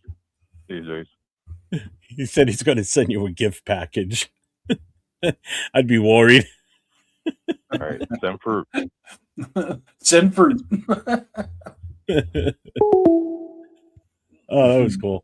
Thanks, Coach. Thank you very much for calling in. I appreciate the phone call, man. That was awesome. Between him and Guerrero and Bueno, I don't know who.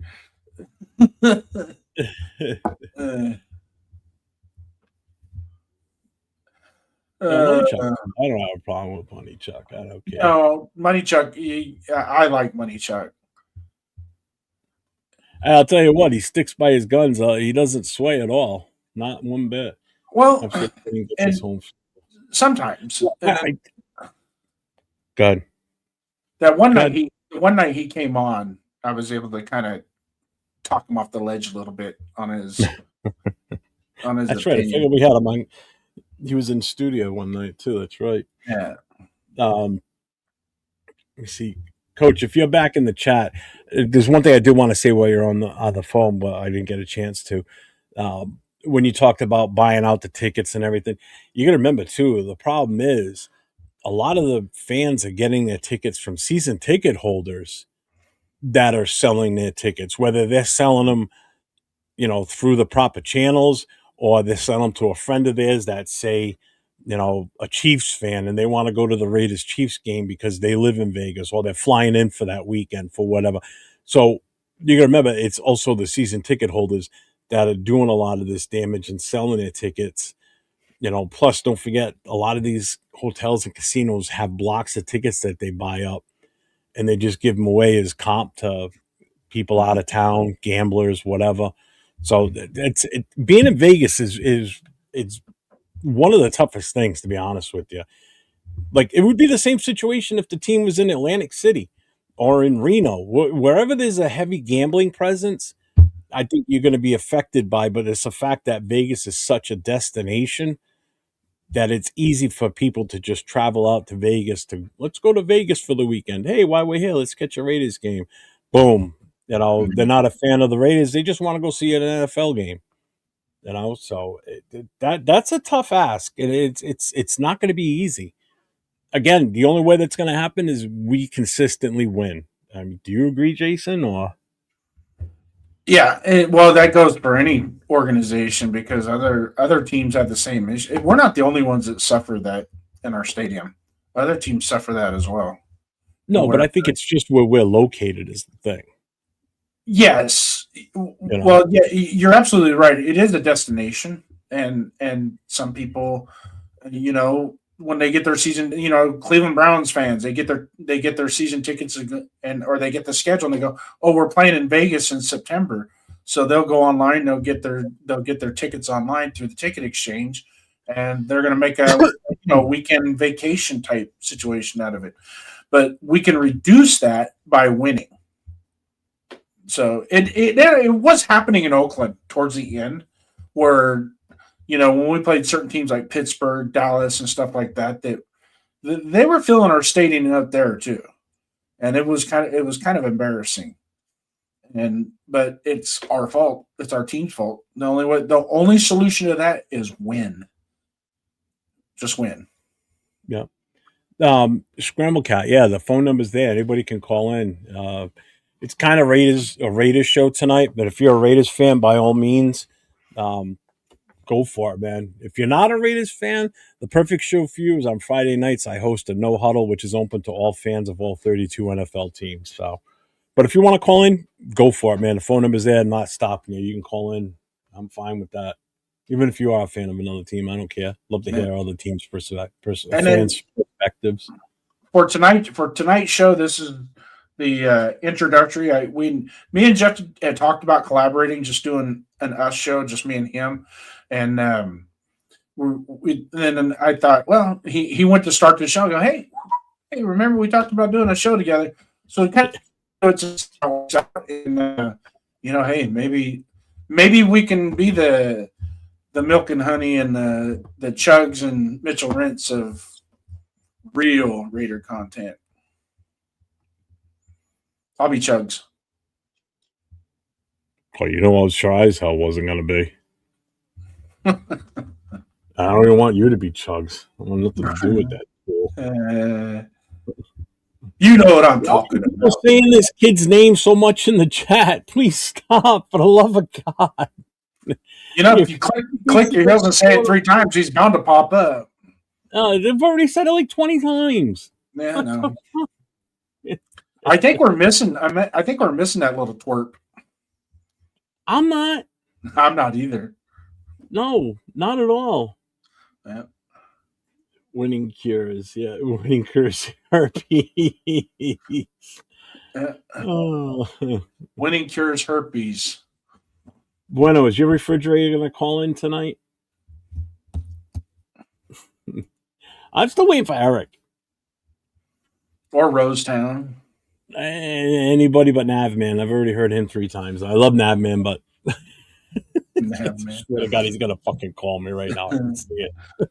WEKRP and says, oh, herpes is for life, baby. You're stuck with that shit. Yeah. Oh, God. So we're at an hour and a half. Again, I appreciate everybody that's been in the chat all night tonight. The phone calls have been awesome. I love doing this. I'll tell you, I did it last night, and I will say right now that last night, taking those phone calls was probably one of the most fun I've had doing a show in a long time. And this is pretty damn fun tonight too. This has been good. It's just another line of things I want to bring to my formats that I run. Because the more I get in the chat involved, the better. Yeah. So I want to keep evolving. I don't want to just. I've already seen where I've been so different from a year ago. Like just adapting and moving on. A year ago I wasn't doing shit with AI stuff. Now it consumes so much because it's so easy to help format shit and to work on stuff. Like even the logo I've got behind us right now. I mean, I made that today, last minute. I threw that shit together. Let me see if I can bring a bigger photo of that up, just so you guys can see the actual full logo, because I think the logo looks awesome. I love it.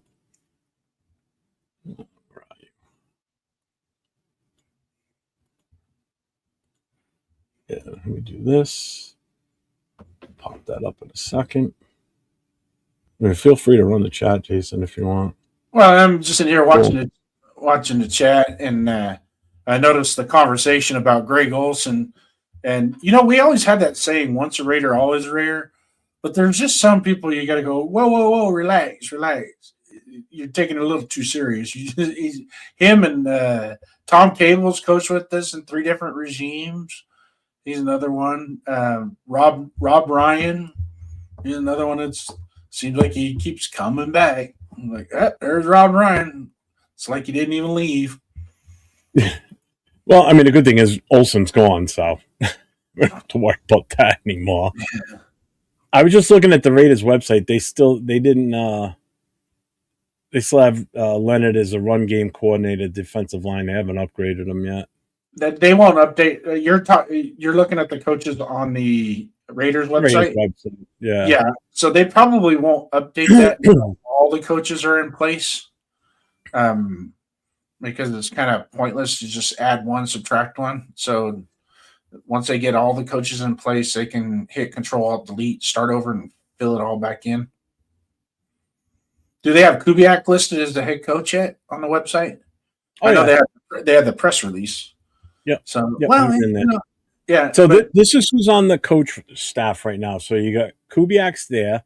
Coaching operations, Mac Capurro, who's the senior VP coaching operations. Then Keenan Clark, who's the coaching analyst. On the offense, you've got 3 coaches right now. You got Dylan McCullough, running backs. You got Connor McQueen, offensive quality control. And then you got Luke Steckel, the tight ends coach, which I'm glad he's still there. I actually don't mind him being there. On defense, you've got 4 coaches. You've got Kenyon Jackson as the assistant line coach. You've got Leonard listed as the run game coordinator, defensive line. You got Rip Rowan as the defensive assistant, and Joe Woods, pass game coordinator, defensive backs. I think that's the one we're going to retain. We're going to retain him.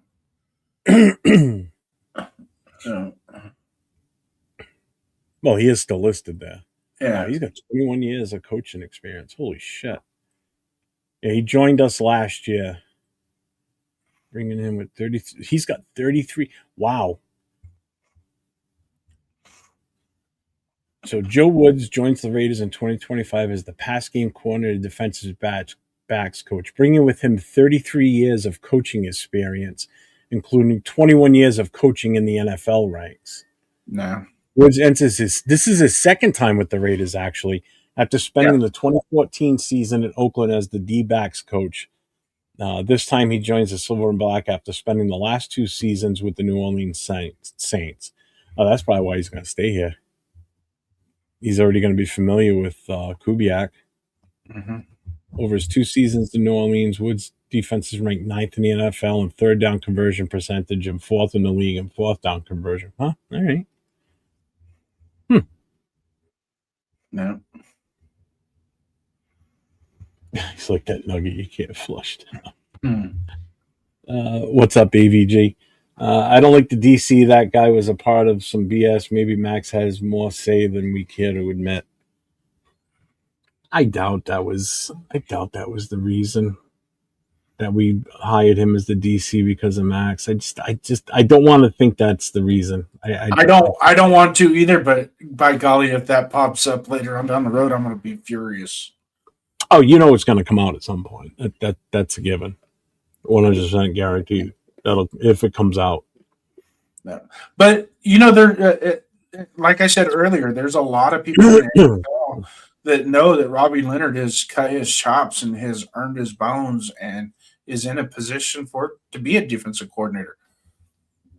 So even if Max expresses that, I'm sure there's other ways to test that. What do you think about Robbie Leonard? It's as simple as making a phone call to, like Harbaugh or one of those guys that he coached under, and say, "What do you think of him?" And it's like they all know. They know the guys that are gonna one day ascend to that position and be successful. So,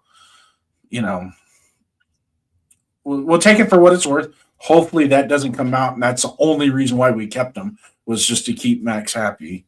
And I'm sure the hell don't want it to be where Kubiak got trumped on that selection either. Yeah. You know what I mean? Because if that's the case, we are already starting on the wrong foot with this regime.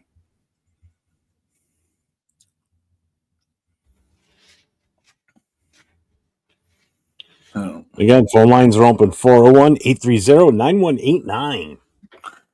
Call in. Tell us what your problem's in. You got any special requests tonight? The DJ's here for you to help you tonight. Yeah, the DJ's only got one song to play, and here it is. It's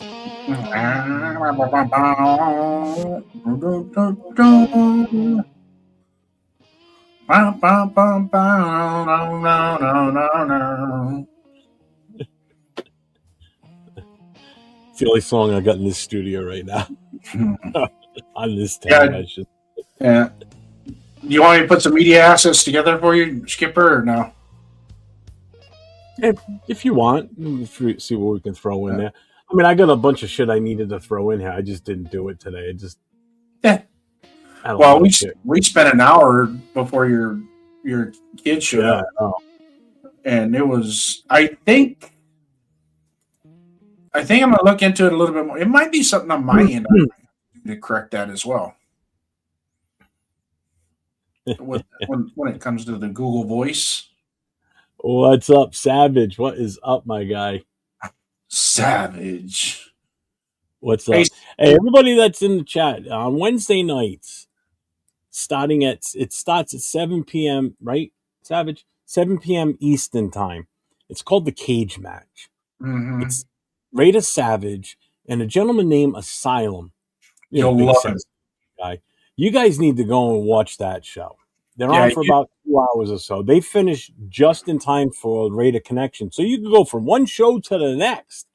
You can go watch Savage and Asylum, and then you can watch the Raider Connection with me, Jay from Just Raiders Baby, LV Raider 10, and Leo on Wednesday nights. yeah. You like that? Savage is Savage is a good dude. Asylum, they're great guys. I'd like to get one of them on the Show Me Your Nation, Show Me Your Shield, Raider Nation, Show Me Your Shield on Tuesday nights. Have one of them come on for the fandom portion, especially Asylum. I think he would do good as well, to where we can top it up, so to speak. Oh, yeah. 5 p.m. Pacific, so that's 8 o'clock my time. That's right, because it is 2 hours before we start.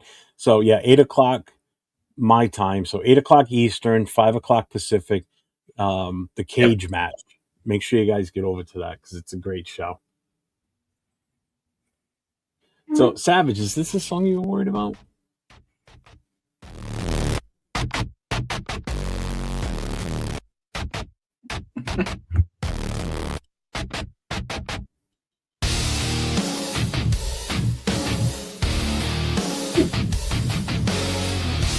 From the top rope.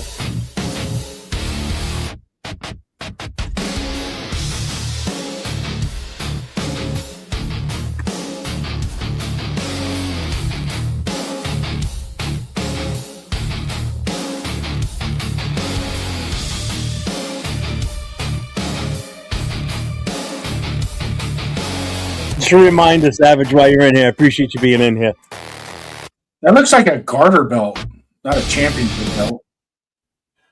Well, again, because I'm so big and awesome, this is a full-size belt, believe it or not.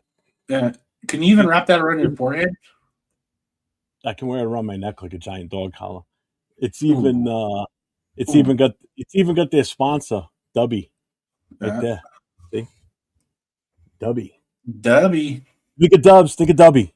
Yeah, I can actually shout out for the Savage and Asylum as well, the Cage Match show.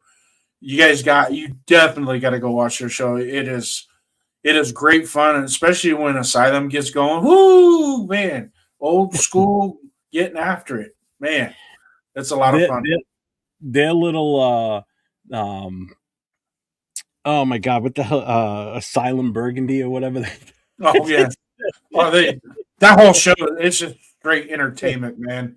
It's good, great content. Don't get me wrong, the great Raider content, but you add the entertainment aspect to it. It's like you got to watch. You have to watch it. That's what makes it enjoyable, though. Yeah. You know, I mean, you can only sit here. So with the Raiders, I think their offensive line should really think about increasing the amount of depth they have on there. All right, that shit gets boring and drawn out, man. If you don't add it, it's the best. I like Asylum. He's got the big, wrestle the big Randy the Macho Man Savage goggles on. Oh yeah, oh yeah. Step into the Slim Jim. Oh, my goal when I'm in there watching their show is to I start talking in the chat and I say things that I know is gonna make Savage laugh or Asylum. And then because I'll type something, Savage might not see it right away because he's doing what he's doing, but Asylum will see it, and then I can see Asylum start to crack a smile and his head starts to shake. I'm like, got him. So much fun. Man. You do have a super chat. Reignite the attitude ever. Yeah. Fuck that. What was that? Have you practiced your hat throwing yet? For what? When we draft Mendoza? Yeah. No. You I'm gotta not gonna- you gotta put like a target up and practice. No. Shout out to my guy Robert Pena with the $1.99 super chat. I appreciate you, my guy. Yeah, Thank we you love very, that one. very much. And great take too, by the way, in the super chat. We love it. Wow, what a dick. So when Mendoza was brought up, Jeffrey ignites the attitude era. Yeah. I want draft picks, bitch. Hey guys, in the chat, we're having a good night. Let's not get this shit started already. I'm surprised nobody's even, you know what? Nobody's even called in about anything to do with the number one draft pick. I'm surprised. We got so much time to. We can only Hey, talk this about it is so just like much. in politics. The big talk has been Mendoza in the number one, so let's do something that's going to distract everybody. Let's talk about this instead. So the Max Crosby thing comes out. So everybody's directed towards Max Crosby, and everybody forgets about the Mendoza and the possible trade back, or whether we take him, whether or not, whether he's the right fit, if he isn't, you know? So it's funny. Here we go. We got a phone call. WKRP. You're on with Jeff and Jason. What you think? What you All mean? right. Look, this is the last time I'm going to say it. You in the chat, keyboard warriors, you have a number to call. Talk about it. Don't type it. Talk about it. Get up in there and talk about it. I'll answer that in a For second. crying out loud, it's an offer for all of you to be able to voice your opinion, and Jeff and Jason are offering that to you. Why are you not offering it to yourself? If you want to talk shit, talk shit. Do it. Get up in there. Let's go. Hey. Love you no shit, Jeff. Later, buddy. Thanks. Robert Pena, I was putting in the super chat for Navman to come back on. Well, success. You did it. Jeff, no Mendoza. Hell no. And it's not because of him. I just want the draft picks. I want the capital. Give me the draft capital. Now. And guess what? Next year, if we have the 7th pick, what's Jeff going to want to do? Grab one of the multitude of quarterbacks that are going to come out. I'm telling you, right? Don't hang your hat on those quarterbacks. I'm going to be Debbie Downer now. Don't hang your hat on those quarterbacks coming out next year, because 4 of those were rated higher than Mendoza going into this year, and look what happened. So Savage says, thank you for the cage match commercial. I spend a lot of time on all the visual. Yeah, I know you do. I know you do. I thought I spent a lot of time. Good Lord. Well, not only does he do everything that he does for the show itself. So now after he sent me the belt and I finally had it here in my possession, he sent me an image that he created for me to use as my backdrop. I was going to look up something myself. He goes, I got it. He put it together. He sent it to me. I set it up as my green screen behind me. And it was basically an image of the ramp from like a wrestling theme entrance where the ramp's leading down to the ring. And in the background is the championship belt title, like you see on the front of this here, which I still have in my possession, Savage. Thank you. And then like an image of me on the board in the back. And it was just cool. It's like, all right.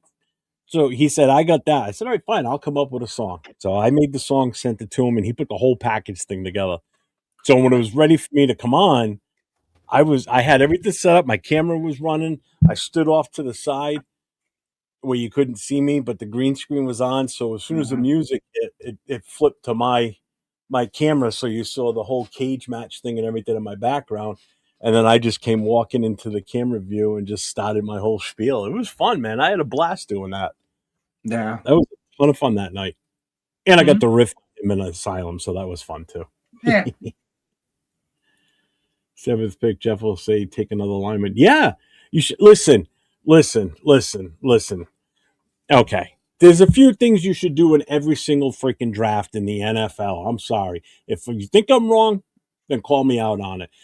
You should always draft a quarterback every single draft, regardless of how good your quarterbacks are, backups and starters. You should always be drafting a quarterback. Always. Okay? Offensive lineman, you should always be drafting offensive linemen. Not saying just draft offensive linemen nonstop, but if you left tackles are very tough to come by. If there's one in the draft and you grab them. Even a guard, even a center later in the draft. You draft all these guys every single year. You need to draft a quarterback and at least a left tackle guaranteed in every single draft. Because those are the two most important pieces on an offense, if you ask me, is that left tackle and your quarterback. You never know what you're going to find when it comes to a quarterback, and you never know what you're going to find when it comes to an offensive lineman, specifically a left tackle, because left tackles are the toughest to grab and get right in a draft. So you always grab those. We screwed up when we had Derek Carr. We never brought anything in behind him on a consistent basis. So it was always him and only him, and never really got challenged by any quarterback. Yeah, and I will. I'll say it from now until the day I die. Every draft should be an offensive lineman. Plain and simple. Because you know why? If you draft one every year, you start to develop depth on the offensive line. What was our biggest need last year? Depth. Do you agree or disagree, Jason? We drafted depth last year. Did we, though? They didn't use them. Well, even the guys we brought into free agency were bums. Well, okay. We were forced to play guys that shouldn't have even been out there. Okay? Mm-hmm. Colt Miller, injury, get it. JPJ, injury, get it. So there's your two right there. We didn't even have a viable left tackle as a backup. That's my point. We had to go and get a guy like Forsythe. We had nothing to put out there in place of Colton Miller. Mm-hmm. And if you would have drafted a left tackle the year before, prior, whatever, if you don't keep replacing players and move guys off your roster like Parham and Kappa and bring in young talent that's going to build you towards something. So if Colton Miller goes down, if he goes down next year and we don't bring in another left tackle, what are we doing? But now we got to go and scamper for who's a free agent out there at left tackle, and we got to settle for another Forsythe. The hardest pick to get is a franchise quarterback. And Mendoza is not a franchise quarterback. I am sorry. Yeah. He is not worthy of the number one overall pick. Plain and simple. I understand your position on that, but there's. And I hope that's so true, Dennis. And welcome to the show. So the thing of it is, like I said, when you trade back, what is the plan? If you have a plan, and your plan is solid, then you go with it. That's. But to trade back to get extra picks, that's not smart management. That's not. Why not? The Browns have been doing it for the last 15 years. Yeah, and they got numbskulls running that team, okay? Okay. Just look at the trade they made for Deshaun Watson itself. How fucked up was that trade? What did that do for them? We don't have Lionel Richie leading our band. Huh? So we don't have a lead singer. We don't have anybody running our show that's doing it right either. So eventually somebody's going to step in. I'll be quite honest with you. I thought Telesco was the smartest drafter we've had. We let him go. Coupon Tom, yeah. I would have been fine if he would have stayed. Seriously, but and like everybody's like, Spy Tech great draft because he comes from that Ozzie Newsome school of thought.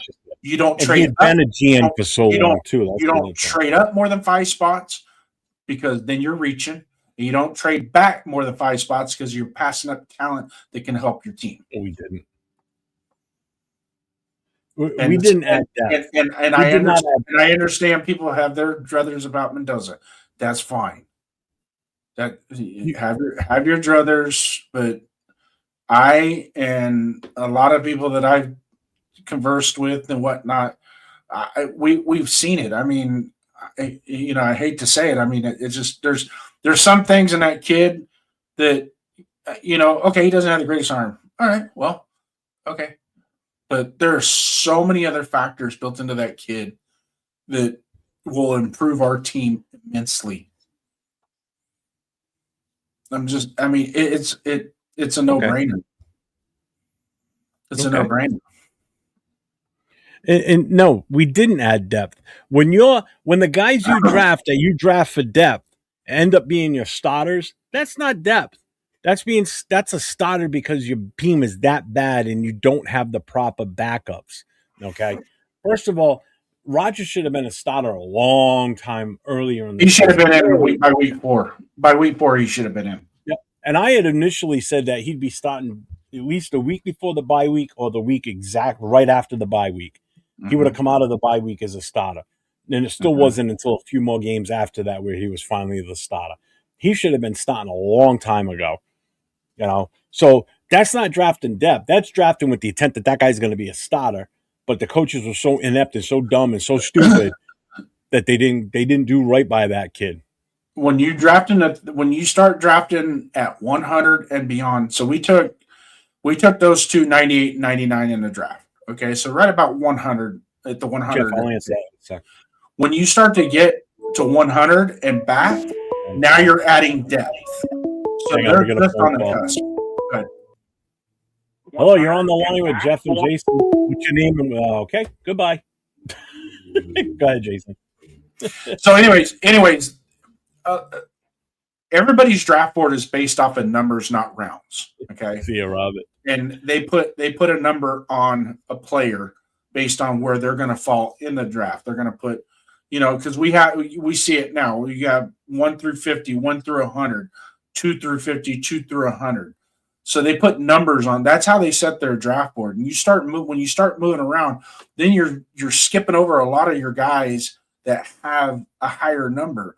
Just like last year, Jack Best was probably number 55 on our board. We got him at 58, but Tate Ratledge was probably at 40, and we could have had him. We could have had him. So, it just and when it comes to last year, 29 of the 32 starting quarterbacks were taken when they were drafted into the NFL. Were taken in a top 40 picks. 29 out of the 32 quarterbacks. The only 3 that weren't were Dak Prescott, Jalen Hurts, and Brock Purdy. Those are the only 3 that weren't taken in the top 40 in their prospective drafts that started the season this year for their teams. So when it comes down to a franchise quarterback and you're in need of a franchise quarterback and you're in that top 5, you got to stick and pick, man. Because if you don't, because we're going to have 9 other picks to build the roster the way we need to build the roster. Okay, you're not going to get a franchise quarterback with the 70th pick of the draft. Don't be spreading lies, Eric. I did not kick you out. I can't kick you out. You join the black hole. You're a black hole member for life. I have no control over that. You fucker. He's spreading blasphemy. What's up, Raymond? We've talked about this. I don't have an issue with it. I'm okay with the move. Jason, I don't want to speak for you. We'll rehash it again. I'm hoping that they did. I'm hoping they hired him on the merits of his abilities and not based off of somebody's ranting and raving. So the last thing I want to do is a screaming kid in a grocery store hand him a candy bar and give him candy to make him feel better. See, he's kidding. But yeah, and one of the things we did say though too, Raymond, is the fact that because we're so late to the party to fill out his coaching staff, do I feel like it was like, oh shit, we got to hire somebody, let's hire this guy? I don't think that was the case either. I think he had an interview with them and he just shined in the interview, with his prior knowledge and being there for so long with the team. I think it was worth the chance to give him a shot. I mean, what do you got to lose at this point? Seriously, No, and I don't think he's a consolation prize either. I really don't. Oh, we got a phone call coming in. This is a Massachusetts call. I know who this is. Oh. You're on the line with Jeff and Jason. What's your name and what's your take? Oh, my take, my friend, my take. This is Eric, my friend. Here we This is go. Eric. There we go. Absolutely. And Just Bueno, keep in mind, Eric. Yep. Hold on. Just Yep. keep in mind if you have a question directly for Jason, he can hear you, but you won't be Yep. able to hear his rebuttal. So just so Okay, you know. no problem. Yep, no problem. And Bueno, this is for you. Thank you for kicking me in the butt to call in, Bueno. Thank you. I've been saying So for you to listen. call in all night. So, Jason, Jeff, as you and I have been talking the past few weeks, was really made my points when I've been talking to you. He made them much more clearer. Absolutely, I was agreeing with Jason. I just wasn't typing it because everything he was saying. If we trade back, what is our plan? For years, as Raider fans, we've been saying quarterback. We need a quarterback. We need in the past 10, 11, we haven't had a quarterback. Now, we have an opportunity to get one. Now, again, Mendoza could be a product of his just the offense where he played. And who knows? We don't need him to. He might not turn out to be a Mahomes. He might not, or Manning. That's fine. But if he's steady and we take him and he's good, just good, with the talent we already have, we got Bowers, we got Genty. I know you love this guy. Tucker can be I good. knew that was coming. Oh, you knew that. You knew. I knew you But was going to say trade Tucker. you knew I had to say that. But let's be honest. Watching the Super Bowl with Kubiak, he will use your favorite player, Tucker. But everything Jason said, really, just a few moments ago, was great. If we move back, what is the game plan? I mean, I'm not saying Mendoza is, we take him, and I want us to take him. I am not saying, hey, 2 years, he's Mahomes. I'm not saying that. But I feel he can be good enough with Kubiak, and maybe he doesn't have to be great, because Leonard, even though I'm not 100% on board with this, but if Leonard can help turn this defense around, maybe it's one of these where we score 17 to 20 points and the defense carries us because Leonard kind of turns us around, right? And then, Jeff, what I will do is I will buy you a Mendoza shirt. Bueno, how about you and I chip in and we buy Jeff a Mendoza jersey? But, but seriously, like I said, I thought your buddy there, Jason, made valid points, and he's kind of on board where I think Mendoza should be the pick. And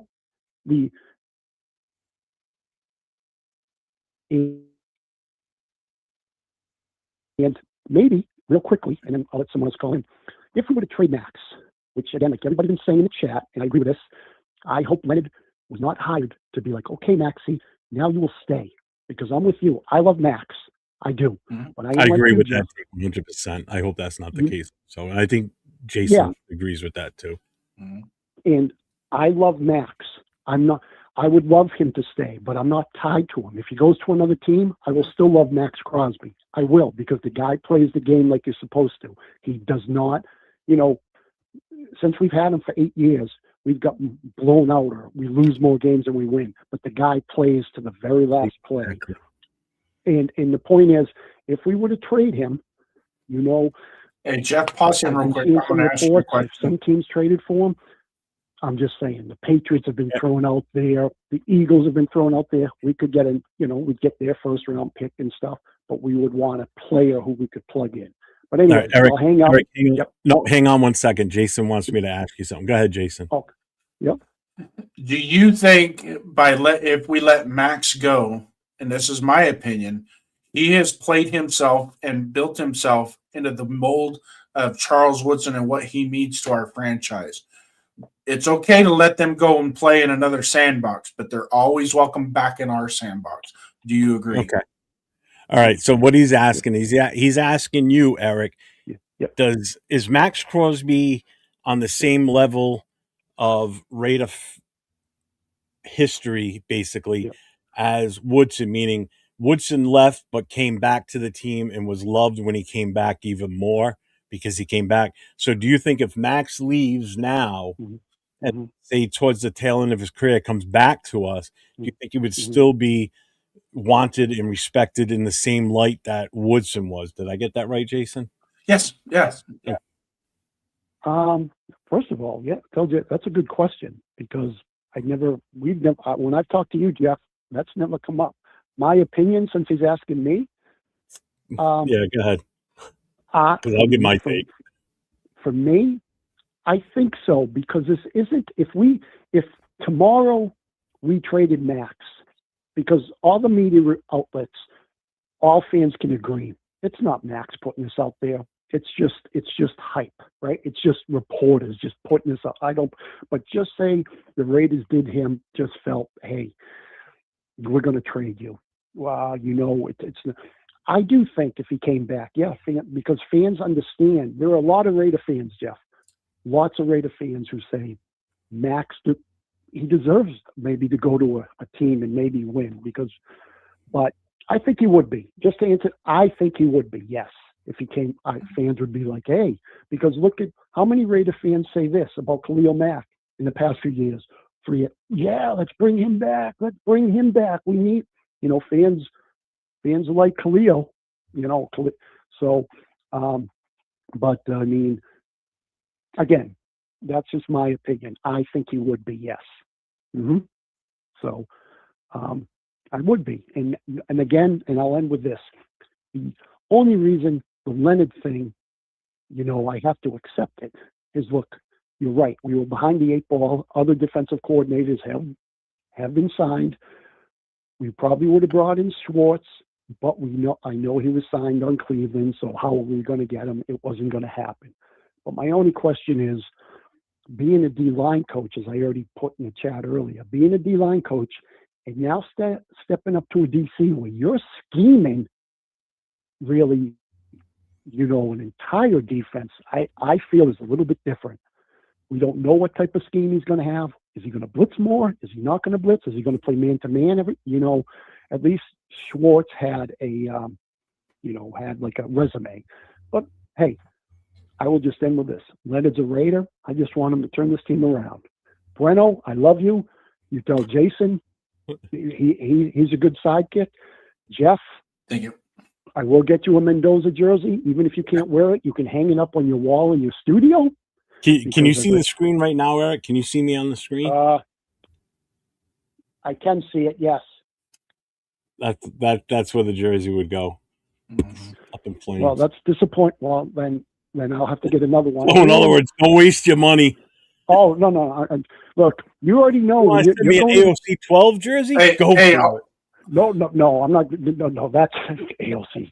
AOC. You already know when you're going to the draft, and you can't shut your phone off because your co-host Jason might want to give you a call. He might want to give you a call. I'll be live, Yeah, so I am not answering any phone calls while I'm there. Well, then guess what? Because if I'm going to call your my wife. live feed, I'm going to be pissed. Okay, then I will call Dawn, and Dawn will gladly pick up, and I'll be like, "Can you tell your husband, my president, I told him months ago we were taking Mendoza." Oh, and by the way, am I wrong here? Like you're going out on a limb there. Well, let me be. Am I wrong? Now ask Jason this. Did I read a story that is Chambers staying again in college? Did he just get? Yes, he is. I know the answer to this one. Yes, he is. He got approved for his 6th year. He got approved. So I have to get Nate's address because I have to write Nate an LOL, Nate, because I know you and Nate wanted him, and the guy stayed in college. So Nate is 0 for 2 because last year he wanted that D end, and I kept I would be on your show and I'd be like, Nate, we're not getting him. We're gonna probably take Genty. We took Genty. So Nate's 0 for 2 this year. This is his 2nd year. But anyways, hey, someone else might want to call. To Navman, he was in the Navy, right? He was in the Navy. So Navman, I know, is paying attention. Nav, I love you because you served. Army is better, but I don't hold it against you that you went in the Navy. I love you, brother. I love you, but I'm an Army guy. I don't hold it against you. But anyway, Jeff, hey, I called in. You guys, seriously, great show. Seriously, I enjoy it. Breno, and now I'm going to be a regular caller because I know. Breno, I love you, man. All right, good show. I'm going to watch in the chat. Take care, guys. Bye. Later. Thanks for calling in, Eric. I appreciate it. Good call. Hey, I'm just gonna bounce off of him real quick, Eric. I hope you're still watching the show. You're watching the live feed now, and we didn't get it. It's kind of hard for me to talk directly to you. I I gotta got a go. onesie. I gotta go through Jeff, and saying this, he's not going to repeat it, so we'll just do it now. Is everybody in the nation this time next year?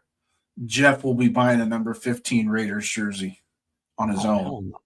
A Hostella one, maybe. Not a fucking Mendoza one. So you're absolutely gonna if the kid comes in and does exactly what we want him to do, Again, you're not do gonna not listen when I talk. you're It not has gonna nothing jump. to do with him himself.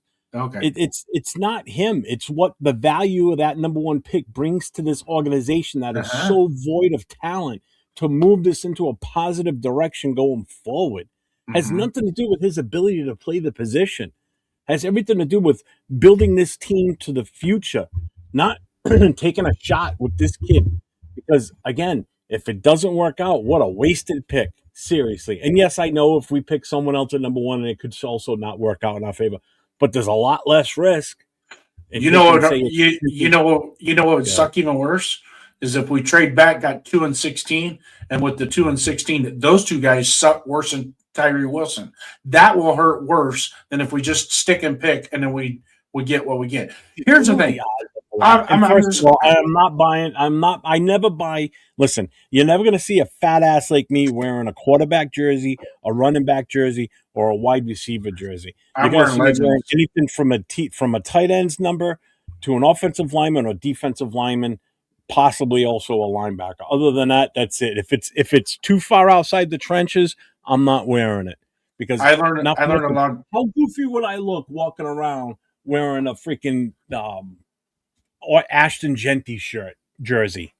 It's Well, that would you be a get the very guy big that's number about 2. this tall, weighs about 220 pounds or 215 pounds, along with a guy that's 6 feet tall and weighs about 400. Yeah, no, not happening. Jeff, me and you, this is me, this is you. We stick to the legends jerseys. Let That's the just it. young I don't buy let New the Jersey. if the young bucks want to get the new jerseys, the Genties and the Bowers and things like that, that's their era. I support you 100. But my era is the number 75, Greg Townsend, Lester Hayes, those guys. I learned my lesson the hard way. I buy a Randy Moss jersey, and 3 days later, he's fucking traded. You know what I mean? And it's like, so I learned See, my and lesson. this is the part that kills me is everybody's got this narrative. What's up, Panda? Jeff gonna get some Mendoza stickers to put on his fridge, and no. But here's the problem, though, because I don't want him at number one. Everybody's writing this narrative that I don't like the kid and I think he's a bust. Blah blah blah.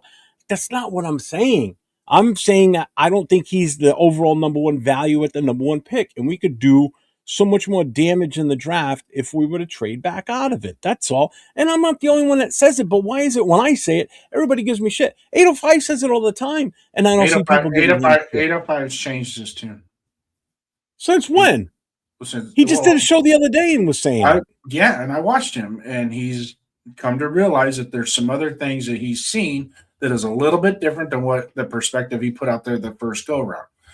And so, and there's a lot of other things that go into that selection than just his arm talent and his, he doesn't have good pocket. It's not a lot of this stuff that his deficiencies are very coachable. Because if you go look and you look at other players that were drafted in the top 5, their scouting reports are going to look just like Mendoza's, identical. So, and this whole RPO stuff that he runs nothing but RPOs. No, that's not true.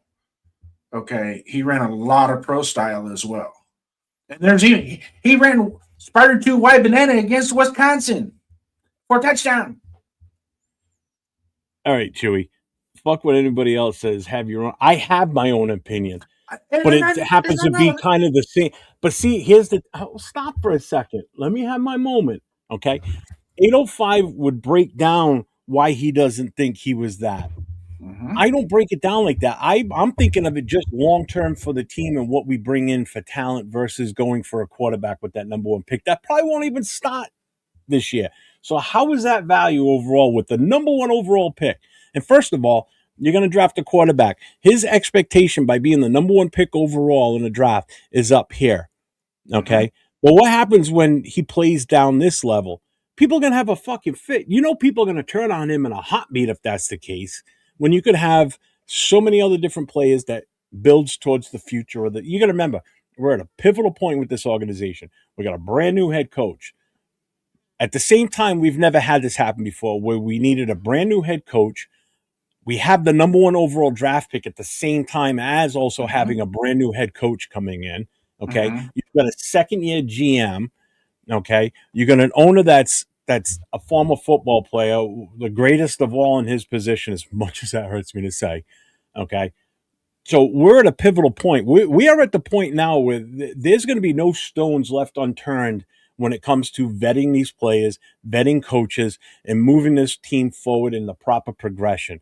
And if it means losing a guy like Max, because again, let's face it, Max is not part of the future of this organization. He's here short term from here on out. Whether it's the end of this contract or we re-sign him for one more, he's not going to be here when it comes time for us to be thinking about winning Super Bowls and getting deep into the playoff runs. It's just not going to happen. And real quick, Jess is in the chat. So Chewy's Raider coverage. Make sure you guys go check his channel out. He just hit 500 the other day, so shout out to Chewy. Congrats on that. I do appreciate you. You know that. So make sure you get over to Chewy's channel. Make sure you get over to 93 Navman, Raider Shield family. And at the same time, don't forget my guy next to me here, Jason Downs. It's Raiders First Downs. He does a show on Tuesday nights with Donuts Duncan where it's called Show Me Your Shield. And he'll be my regular. Him and I will be together on Saturday nights going forward for now, unless we change it to another day. But as of right now, that's what this is going to be. Actually, this would work out good comes the season. You know that? Because now we're on Saturday nights and we do a phone in like this on a Saturday night before the game. And we can get guys in the chat to call in and give their take on the game for that weekend. That's going to be fun.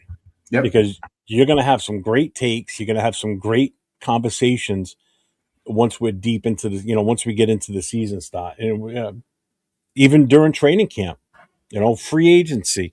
I know you asked earlier about dates too, by the way. I do have it up. A free agency signing period begins on March 11th. So March 11th at 4 p.m. is officially the opening of free agency. But from March 9th to March 11th is the legal tampering can conduct, where they can reach out to prospective unrestricted free agents and talk about contracts or whatever. So when March 11th hits, that's why there's so many signings sometimes on the day that free agency opens, because they've already had these conversations with these teams, which is why it's imperative that we get the rest of the staff together fast, because we're less than a month away from that happening already. But Jeff, just in all fairness, I got you, Jeff. I have no qualms with your takes either on how we should go about the draft. I don't. I if for some reason they come in and they go, you know what? He checked every box during our evaluation period, but there was just 2 boxes that he left unchecked that we just cannot pull the trigger on it. And they were apprehensive. But as long as their plan is, now, first of all, the pick is not for sale, right? You never advertise that pick is for sale. You let them come to you. You don't. Yeah, you don't. You don't be going, hey, anybody want to trade up and come up and get this draft pick and give us some of your draft capital? Nah, that's not you. No, I mean, literally, if the Jets called and said, hey, we'll give you a number 1 and we'll give you our number 2, we'll swap, and then we'll give you our 33rd pick and we'll give you a first round next year. Thanks for calling. Hang up. Let the next phone call come in. Because the Jets are, if they want Mendoza, they'll call. They'll call back. They're all the way up till about 10 seconds before the time expires. They'll call. If they want Mendoza, they'll call. But here's the flip side of that. And Wasted brought this up last night in the chat, and I was thinking the exact same thing before. Is why would the Jets trade Sauce Gardner and Quentin Williams to get draft capital just to turn around and spend it on one draft pick? That doesn't make sense. That'd be the stupidest thing in the world for a franchise to do. In all honesty. Yeah. Maybe not. So I be quite honest with you, I think that's a dumb. You gave up 2 cornerstone pieces of your defense to get draft capital to rebuild and maybe add a couple pieces on your offensive side as well. But the draft is an unknown, and you know that, and I know that it's an unknown. It's such a crapshoot, And you're absolutely right. We could, if we take Mendoza with the number 1 pick, and he just pisses down his leg, and in 3 years we're looking to get rid of him. Yeah, it happened. It's not a Jamarcus Russell situation, guys. Don't even compare the two. Don't even compare the two, because Jamarcus Russell was all about he didn't care. I know some people like Mendoza because he's a God-fearing man. He loves God. Well, and supposedly in some cases that's the only reason some people want him. It's like, are you kidding me? It's to your choice what you're. I don't care about the religious side of it, but it's like, well, there's some people. Give me other reasons why you want him other than just that. I mean, there's got to be more reasons. And it's funny because I've heard some people say, "Well, he did win a Heisman." Okay, and he won the Heisman. Okay, I don't. He's one of he won the national championship. Okay, and that's like, to me something else. To me, what he did in the last 6-7 games of the season is more important than him winning the Heisman Trophy. To me, the Heisman Trophy. There's sometimes I forget he won the Heisman Trophy when I'm watching some of the videos. He shouldn't have. I don't think who else? I mean, Love was. I think Jordan Love should have got it over him. To be honest with you. To be quite honest with you, I do too, because from a individual standpoint, he did miraculous things from an individual standpoint. And you guys are absolutely right. On the other shows, you guys have clearly stated that Mendoza was maybe a benefactor of the whole team concept, right? And I get that. And I get that. But when you're the field general, all the bullshit goes through you in the first place. So you can have, because we can look at Georgia and we can look at Ohio State. Those two teams had better teams than Indiana. I'm not the field general. I'm the commander in chief. Now pay attention to what I'm trying to say here, and the chat will understand this as well. Those two teams had better teams than Indiana, top to bottom, hands down, no questions asked. But the field general was the equalizer in both of those games.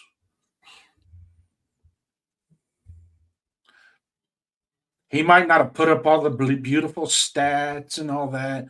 He wasn't asked to. He was asked to do a job, and he did his job, and he did it to the best of it, and he did a damn good job. See, that's a bad attitude, though, right there.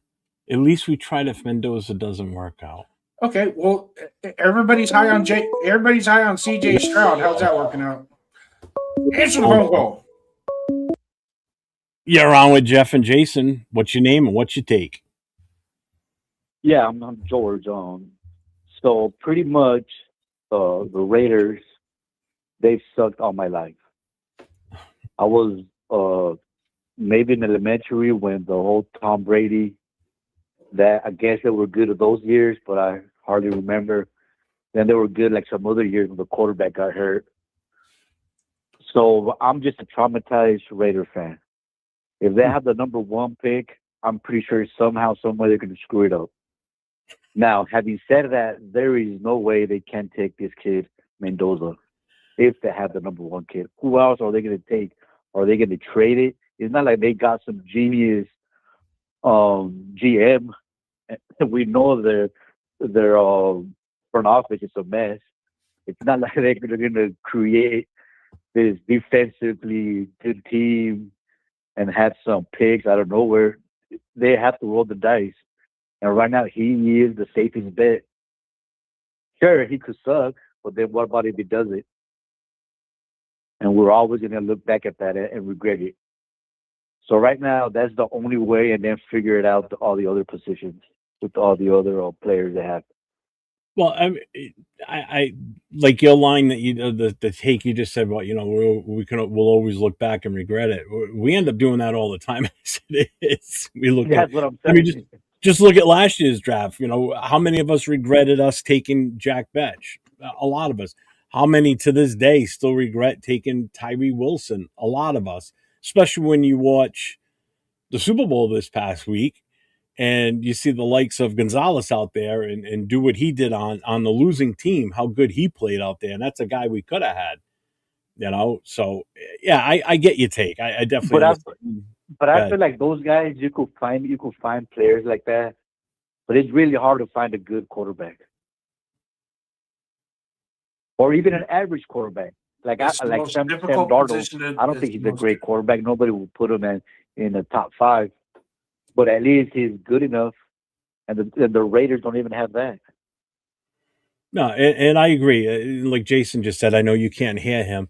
In my opinion, there's 2 positions that are the hottest to draft and to hit on right away too, because sometimes there's just not that many of them, and that is definitely a quarterback because it takes a special type of kid coming out of college to be able to adapt immediately to NFL style.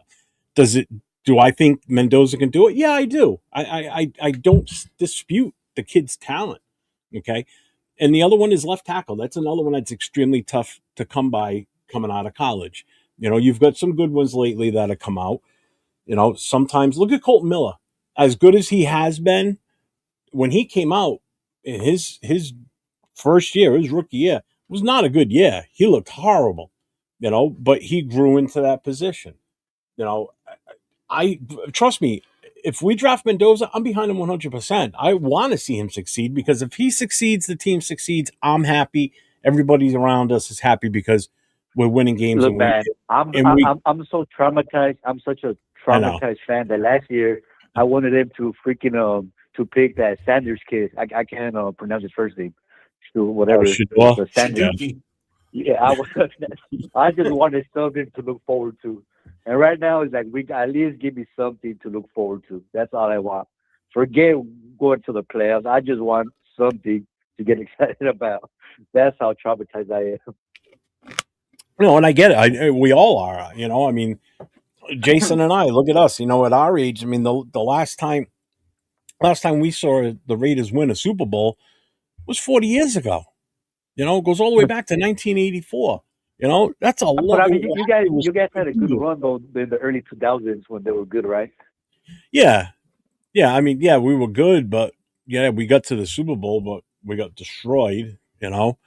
So I mean, we have seen success since those our actual winning Super Bowls, but nothing sustained that's been long term. Yeah, man. Hopefully they do it, man. Hopefully, because right now even the fans, somebody posted. I've been looking at videos. I don't know how true they are, but they're saying that that there's more fans of the other team out there in Vegas, which is crazy, right? The Raiders are one of the hottest teams out there, along with the Cowboys, Niners, and so on. Well, we still are, but I think because of right now where we're located, and again, the team's been so bad, it's tough to attract fans when the team is every year been this bad. Fans don't want to show up. In all honesty, it's actually in some cases cheaper to go to a Raiders away game than it is to go to Vegas and watch them play at home. Yeah. Me, I was able to go to 2 games last season on the road. I live in New England. I'm over in Rhode Island. So I was obviously went to the Raiders Patriots game when they came here to New England. And then in December, I drove down to Philly. My wife and we went to the Philly game. So I got to see 2 games last year.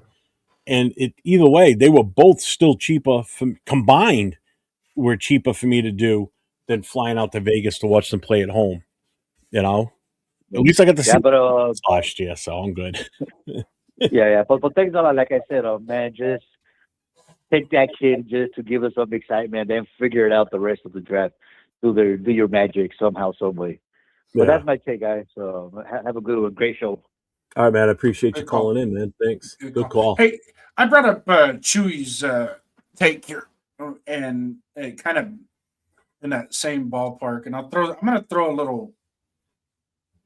We're going to go back in time a little bit. What's up, linebacker? You? I see you, brother. Welcome in. What's up, linebacker? I'm going to go back in time just a little bit with that. Is Joe Montana without Bill Walsh? Oh, you already said this to me. Yeah, but in case anybody else hasn't heard this, is John Elway without Mike Shanahan? Is Rich Gannon John Rich Elway Gannon? is a pitcher in baseball without Shanny. Well, no, because Shanahan didn't come along until later on. You got to remember I he know. had. I know, he had it's a joke. Yeah. Okay. Anyway, so No, and the then you got. firefighters have senses of humor. Cops don't. This was serious. Well, you guys only laugh at your own jokes because nobody else will. No, because But we're laughing at you. See, that's what I'm talking about. It's like dude, I'm only laughing because I feel sorry for you in this moment. Why? Why do you feel I don't know. sorry? But anyways, you throw Gannon. Rich Gannon is not Rich Gannon without John Gruden, correct? Brett Favre is not Brett Favre without Mike Holmgren, right? Peyton Manning had his most success with Tony Dungy, correct, as a head coach. Not necessarily the offensive going guy. overboard with some of these guys you're calling out. What I'm saying, and I've said this before many a times, it's like a fine wine with a meal. You have to be able to pair that fine wine with the meal. If and I'm saying if, I'm not saying it's an absolute, but if Mendoza and Kubiak could be paired together, that could be something special. And it could be something special. I mean, it's just, but until we actually, I don't know. I don't know what our plan is at quarterback because right now we have Geno Smith and Aiden O'Connell, and I don't feel comfortable going into the season with those guys. Now, if they in free agency they maybe pick up somebody that Kubiak feels more comfortable with from a veteran aspect, I'm good with it. I'm still going to root for Mendoza wherever he goes. Trust me, because the kid is he I rooted for Cam Ward. I root for him. I root for Jaden Daniels. I didn't like Caleb Williams until this year. Then it's like, there's Bryce Young. I actually wrote Bryce Young. I thought Bryce Young was done going in after at the beginning of this year. I thought, that kid's, and then all of a sudden it clicked and he started playing good. Trevor Lawrence in Jacksonville, and he gets Liam Cohen as his head coach. He turns it around, So it's just a matter. But now you're talking about guys that are well into their careers and being successful. Yeah. So basically, what you're saying is Mendoza's not going to be successful right away, but give him a few years. It's and maybe different coaches or a different team. It's incumbent upon the coach to make him successful. I mean, you do realize who we're getting who our head coach is, right? Yep. Okay. You do realize, and I'm going based on what coach is saying here because I believe this too. This is going to be a heavy Genty run first situation going forward. We got to build the old line for him anyways, whether we get a quarterback or not. That's just it. So you're going to be looking at heavy doses of Genty and whoever else our number 2 running back is. Mm-hmm. So this is going to be a run first team. Yeah. I honestly believe that, especially with the caliber of talent of Genty, because right now you don't know what you've got for your quarterback. But if you look at this year, you have to. But hold on, you have to go with the guy that you think is going to be the future star of this team right now, which definitely is Brock or him. So who's the easiest without a quarterback to be that superstar? Genty. So let's address the offensive line, get that set, and just have any old schmuck back there that can hand the ball off to him as much as possible. Maybe have to toss a couple of, because now with the running game being so good, you're going to have some passing lanes. And now you can throw some short passes to Brock Bowers and let him do his magic. Don't expect doing deep passes down the field with this offense. I can tell you that right now. Not unless we address the wide receiver, the offensive line. There's so much that has to be addressed this draft, and it's just it's brutal how we could, if we don't do it the right way, we're going to be set up for failure again. That's all. No matter who we take with the first or the second pick. Not if we take a quarterback with that first overall number one. No, there's no offensive lineman that's worthy of taking with the second pick right now. I never said there was. I've never said there was. So, there's defensive players you can take, which would make trading Max off a little bit better. Okay, then why don't we just take our? I want as many first round picks as we can get this draft, and as many as we can get for next year's draft too. I get it's going to take three. It's going to take 2 or 3 drafts and free agencies to get this team to where you want to be as far as being competitive in our own division. Because don't forget, our division's not going anywhere. These coaches are still going to be around for a few more years. Their quarterbacks are all still going to be here for a few more years. Their everything you see right now on those 3 teams in our own division, they're not going to change much from now until then. So here's my formula. If we hit on 2 picks in this draft, and we hit on 4 free agents, that's 6 players. With what we already have now, with better coaching, you're going to see a big difference. Huge difference. Huge. Absolutely huge difference. And that's just that's not very difficult. And as far as building the trenches from rounds 2 through 4 is not that hard, especially when we got 4 picks from 2 through 4. So it's not going to be. I don't want to be drafting offensive linemen that late. I want them defensive tackles. I want the best. I want offense. I want the best available at the time early in the draft. I don't want to be drafting the best offensive lineman in round 3 and 4. Well, I hate to tell you this. I hate to tell you this. There's not the offensive line. The grades for the offensive line fall way back to the 2nd and 3rd round right now. You got Mayagoa and Fanu are the only 2 sure locks in the 1st round. Etienne from Arizona State will probably be a late 1st round pick. And then after that, it's going to be a lot of really good, some talent, some very talented, but really good offensive linemen 2nd and 3rd round. And that's the way the stars are lining up right now. You're seeing a lot, there's a moderate dose of wide receivers. There's the 1st round is sprinkled with everything. The only thing it doesn't have is there's not a buffet of quarterbacks. And that's what's making a lot of people scared, is because there's not a buffet of quarterbacks to pick from. So that's why us having the number 1 pick and not having really a whole lot of choices at number 1 with that pick is what's making everybody scared about taking that pick, taking a quarterback with that pick. And, Mendoza has clearly established himself as the best quarterback in this draft. No ifs, ands, or buts about it. Do I think we could get him if we had the 4th or 5th pick in the draft? No, we wouldn't have got him. He'd be gone. Wouldn't get who? Mendoza. He'd be gone.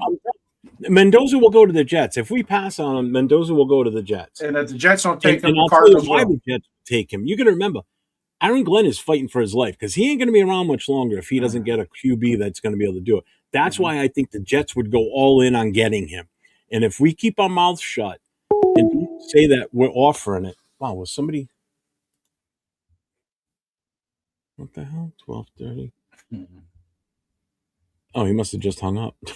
I didn't realize. I thought he had hung up. Shit, what was I going to say?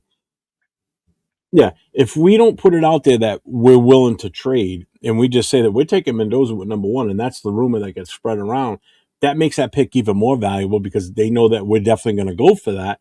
So I'm telling you, if Aaron Glenn doesn't get a quarterback that's going to be able to do something with this team, and that's why I think the Jets would go all in because he knows his ass is on the line. I don't see him lasting past next season if they don't do something. I don't. I really don't, especially when you got an early pick. You know, What? and you've got so many draft picks to do something with too. Well, They could do some serious damage in this draft. They have the ability to make some serious fucking moves. look at And just real quick, go ahead. Go ahead and read this comment. I just want to bring Bueno. Just read your. I just fucking drooled. What the fuck? Well, you're excited and you're spitting at me, and I'm 3,000 miles away. I think I've reverted to my grandson. I'm fucking drooling like he does. Bueno, read your question again right there. Or your comment. Just read what it says. If not, I'll read it out loud for you. If next year's QB class is so heavy, wouldn't it be more likely that alignment drops and we can get more value with a later pick? You're talking next year, like the 2027 draft? So think about what you just said. So if we're not going to go for offensive line this year, we're going to wait till next year to do it? That's pretty much what you're saying. Instead of going for a quarterback next year when we can get the offensive line in place this year. Okay, you want me to help make you out, a Jeff? run-heavy team this year. You want me to help you out? Help what out? What's there to help out with? It's a just watch. think about Just pay attention. That's why you're a fireman. Pay attention. I don't pay attention. I just bust the door down and keep going. So what the fuck? Yeah. Now pay attention. So we can still address the offensive line in free agency and in the draft this year. Okay. We take a quarterback number one. There's a plethora of linemen that are going to be there at the top of the second round. We can take with 36 and we can take with 67. They're going to be there. Trust me. And these are really good players that could start right away. Okay. And there's a couple good offensive linemen that are top-notch offensive linemen. And I'm praying Baltimore doesn't slap a franchise tag on Linderbaum. If they don't put a franchise tag on Linderbaum, we're going, huh? They can't. Why can't they? Because they refused his 5th-year option. They can still give him a franchise tag. No, they can't. Well, no, they can't. Okay. They can't. I trust me. They can't put a 5th-year option on him. So the best they can do is get into a bidding war to keep him, and they don't have the salary cap. Anybody's going to have to. You're right. And I'm offering him $22.5 million as my starting point. And if he takes that, he's guaranteed Baltimore's not going to even come close to that. Yeah. Well, he said, I think SpotTrack has him at about 18 to 20. I would go. I would start at 20. I'd go 22. You want him, pay him. Give him a couple. What's a couple extra $1 million going to hurt? Nothing. Sure. Right. Well, it will. So that knocks down the center position with JPJ. Yeah, but it will hurt if we have to cut guys. Like Cap is on contract for 2 years. We're going to have dead cap from him. Geno Smith, we're going to have dead cap for him if we cut him. So certain guys that we do decide to cut are going to have dead cap. It's going to affect us in a way. Yeah, but that extra $30 million that the NFL just gave us on the salary cap kind of alleviates that just a little bit. Well, also, if we cut Geno, that means that we're bringing in another veteran that we're going to pay more than what we're paying Geno, which drives me nuts. Why people are like, well, let's cut Geno and bring in Kirk Cousins. Are you serious? So you're going to cut a guy and bring in another guy and be on the hook for this guy for another year and still pay this new guy? Now, that doesn't make sense. So bring Bueno's thing back up. We'll go over that real quick. Which one? The comment that Bueno had just a minute ago. Okay. So let's say we take the quarterback this year. We go into next year's draft and we're picking 6 or 7 next year in the draft because we won 5 or 6 games, right? So we're at 6, 7, somewhere in 8. Okay. And there's we got the Jets first round the next year because we trade out. I love throwing monkey wrenches in this shit. Go ahead. Okay, we'll throw monkey wrenches. I'll be quiet. No. Just do what you're doing. I'll be 7 quiet. games and we're screwed there too. Just do what you're doing. I'll be quiet. So if we had the 6th pick next year and it's quarterback heavy, let's say there's 5. The top first 5 picks are all going to be quarterback heavy, right? And the guys at 2 and 3 don't need a quarterback, right? We don't need a quarterback because we already drafted one. Now, if somebody wants to come up and get their quarterback, i.e. the Jets, because they didn't get one this year, we can get that draft capital plus 2028's draft capital as well for them to come up. For who to come up? Like the Jets? Yeah. Dude, if he doesn't, I'm telling you, if they don't get a quarterback this year, and if it's not Mendoza, Aaron Glenn ain't going to be there next year, and they're going to be starting fresh all over again. Mendoza is not going to turn a team around that fast. No. Oh, I'm sorry. What did you just say?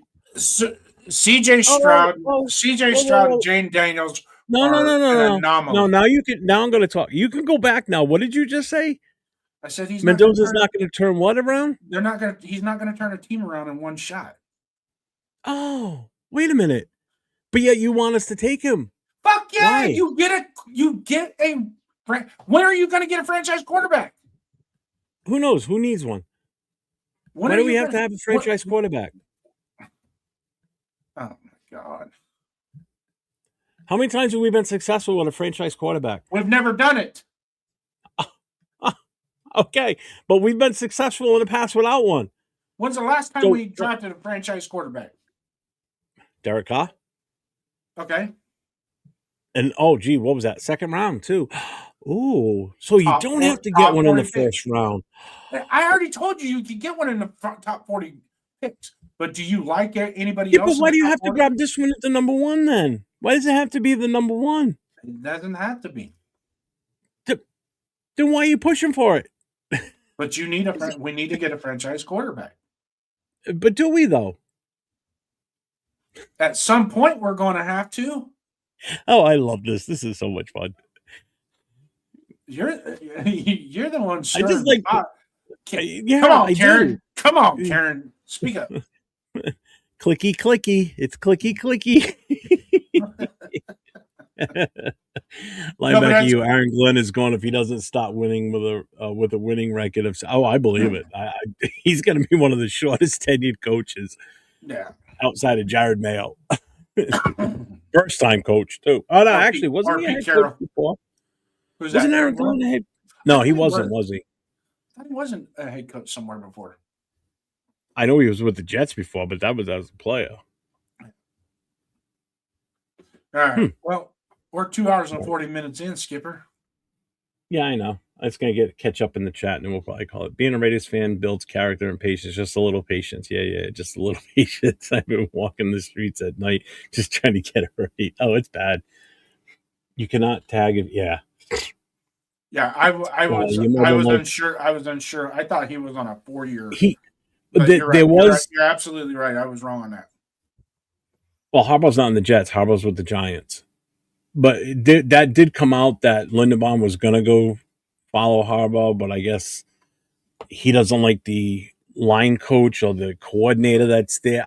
There's something that soured him on making that move. Mm-hmm. See, everyone is talking about QBs and online. What is there on the roster? Oh, yeah, exactly. Linebackers. We need linebackers bad too. We need everything but a punter. We need another. Yeah, not lying. We need a wide receiver. We need another wide receiver, a virtual wide receiver. You know, I know Rebel's on the same page too in a way.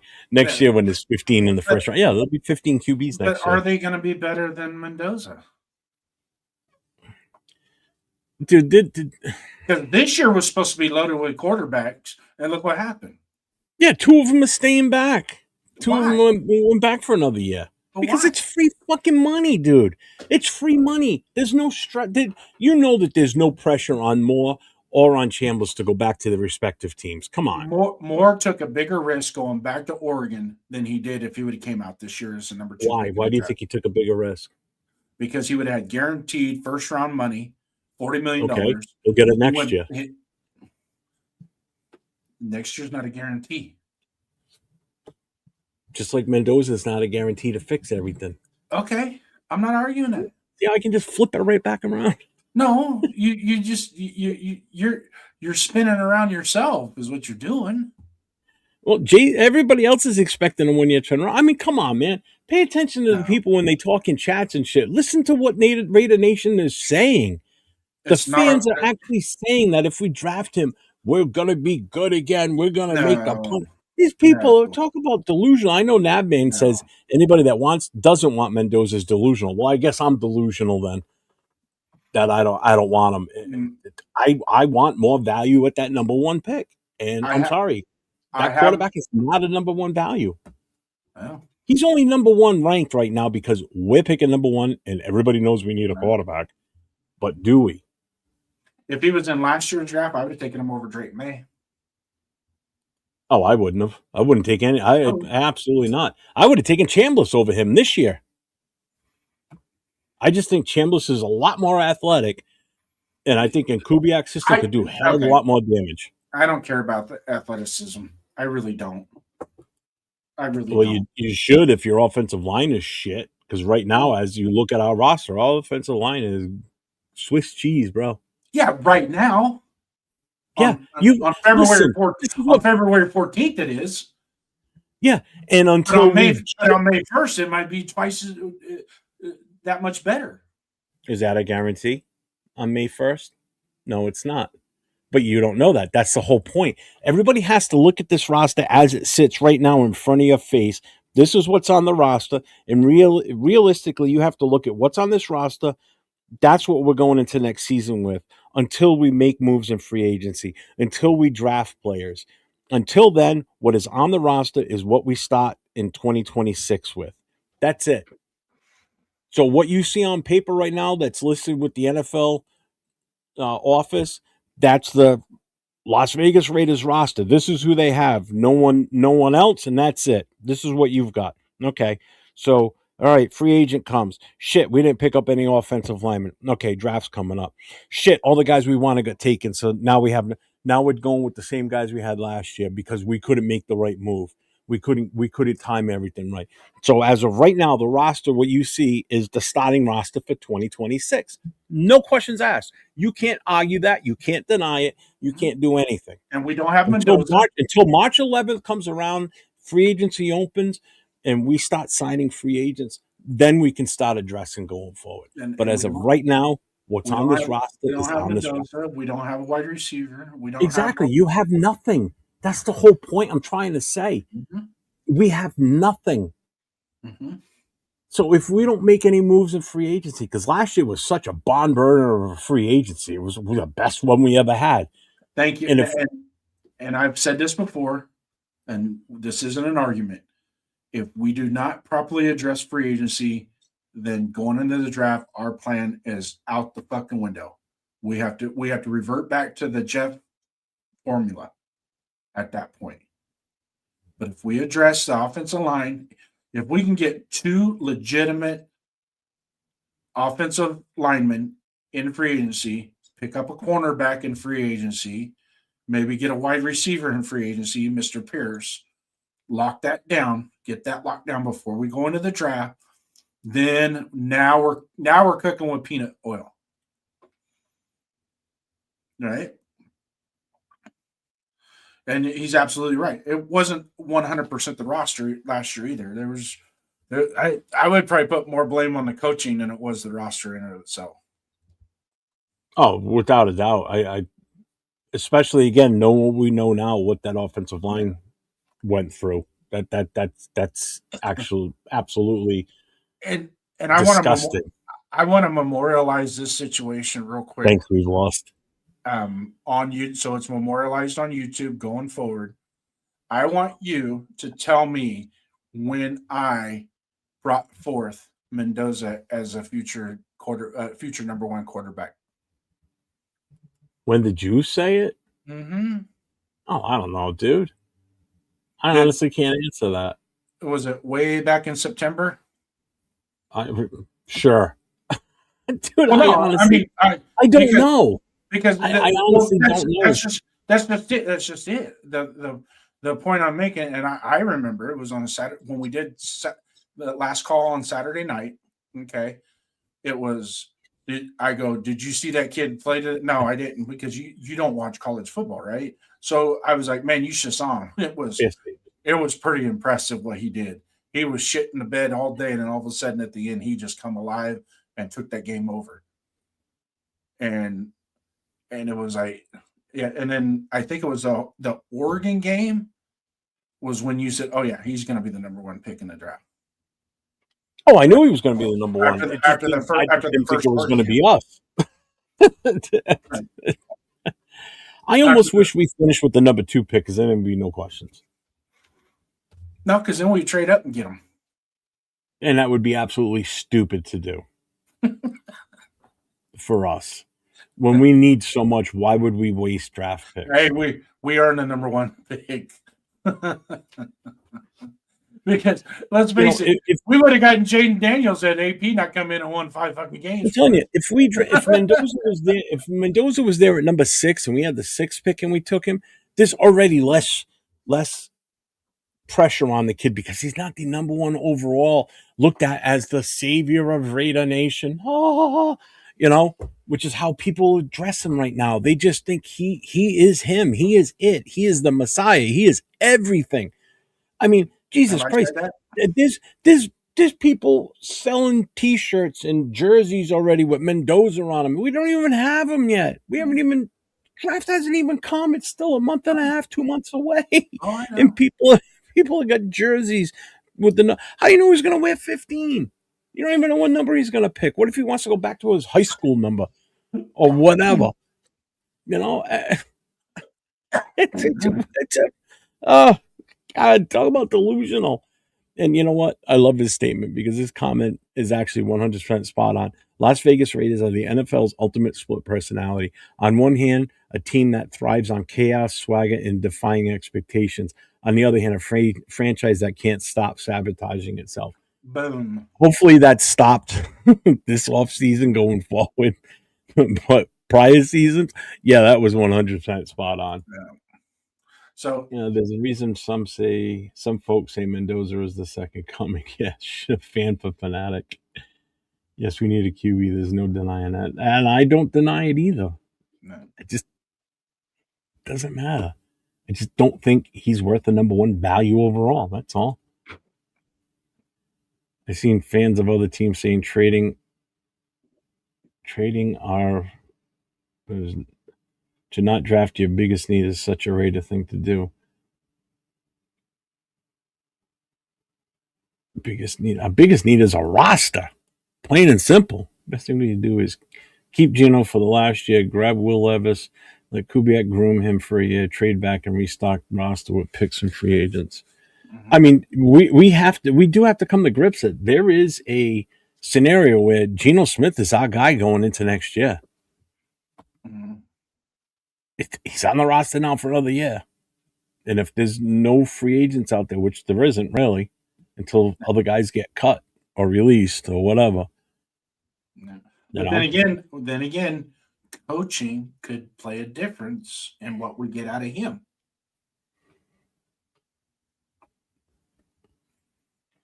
And Rebel's right too. We did have 2 years of bad offensive line coaching because in 2024, the first half of the season was horrible because you had Getsy and whatever that guy. I forget what was that Gorgon, whatever the fuck Grows. Yeah, it wasn't until we turned it over to Joe Philbin and let him exactly, and they started playing better. They started getting better coaching. Yeah. This year, right. I have my movie director over here. What's up, Martinez? We're at almost 3 hours, Skipper. All right. Yeah, you can bail out. I'm going to just go through the rest of the chat, catch up. I want to end the show with you. Oh, all right. All right. Well, I didn't know if you had to take off. No. Any good free? Oh, what's up, Bat Fry Pods? What's up, man? Welcome in. Make sure everybody that's new in here in the chat, make sure you guys hit the notifications, hit the subs for both channels. I'm 401 Raider Jeff. Gentleman next to me he's listed as Raiders First Downs. Make sure you get over to his channel and hit that sub and notification. Let's see. But this is going to be our new show on Friday nights. We do live phone calls. Saturday I did night. shut the number. Yeah, Saturday night. I did shut it down from the night on the phone calls because it is already 1:00 here, and I need to start quieting down the house because everybody's asleep. Yeah, same here. You bills for the. Oh, wait, I didn't even finish reading this. Any good free agent offensive lineman Raiders will probably have to overpay them to come Vegas due to the state of the roster and consistent shit show we've been in. Yeah, I believe that I agree with that in a way. I'm kind of hoping Kubiak him being here shows the possible future progression of this team. Mm-hmm. We'll see. Peanut oil, he said. Now you're cooking with peanut oil. Mm-hmm. Let's see. If we draft Mendoza, it's going to be exactly like when the Pats drafted Plunkett or Wilson with the Jets, or even Mayfield with the Browns for a current guy. Yeah. Well, you got to think about why our roster was so bad too. It was filled with a bunch of guys on 1 year deals. We've got less free agents this year than we did before the start of 2025. 2025, we had 27 free agents. We had 23, 29. 23 expiring contracts this year. Yeah.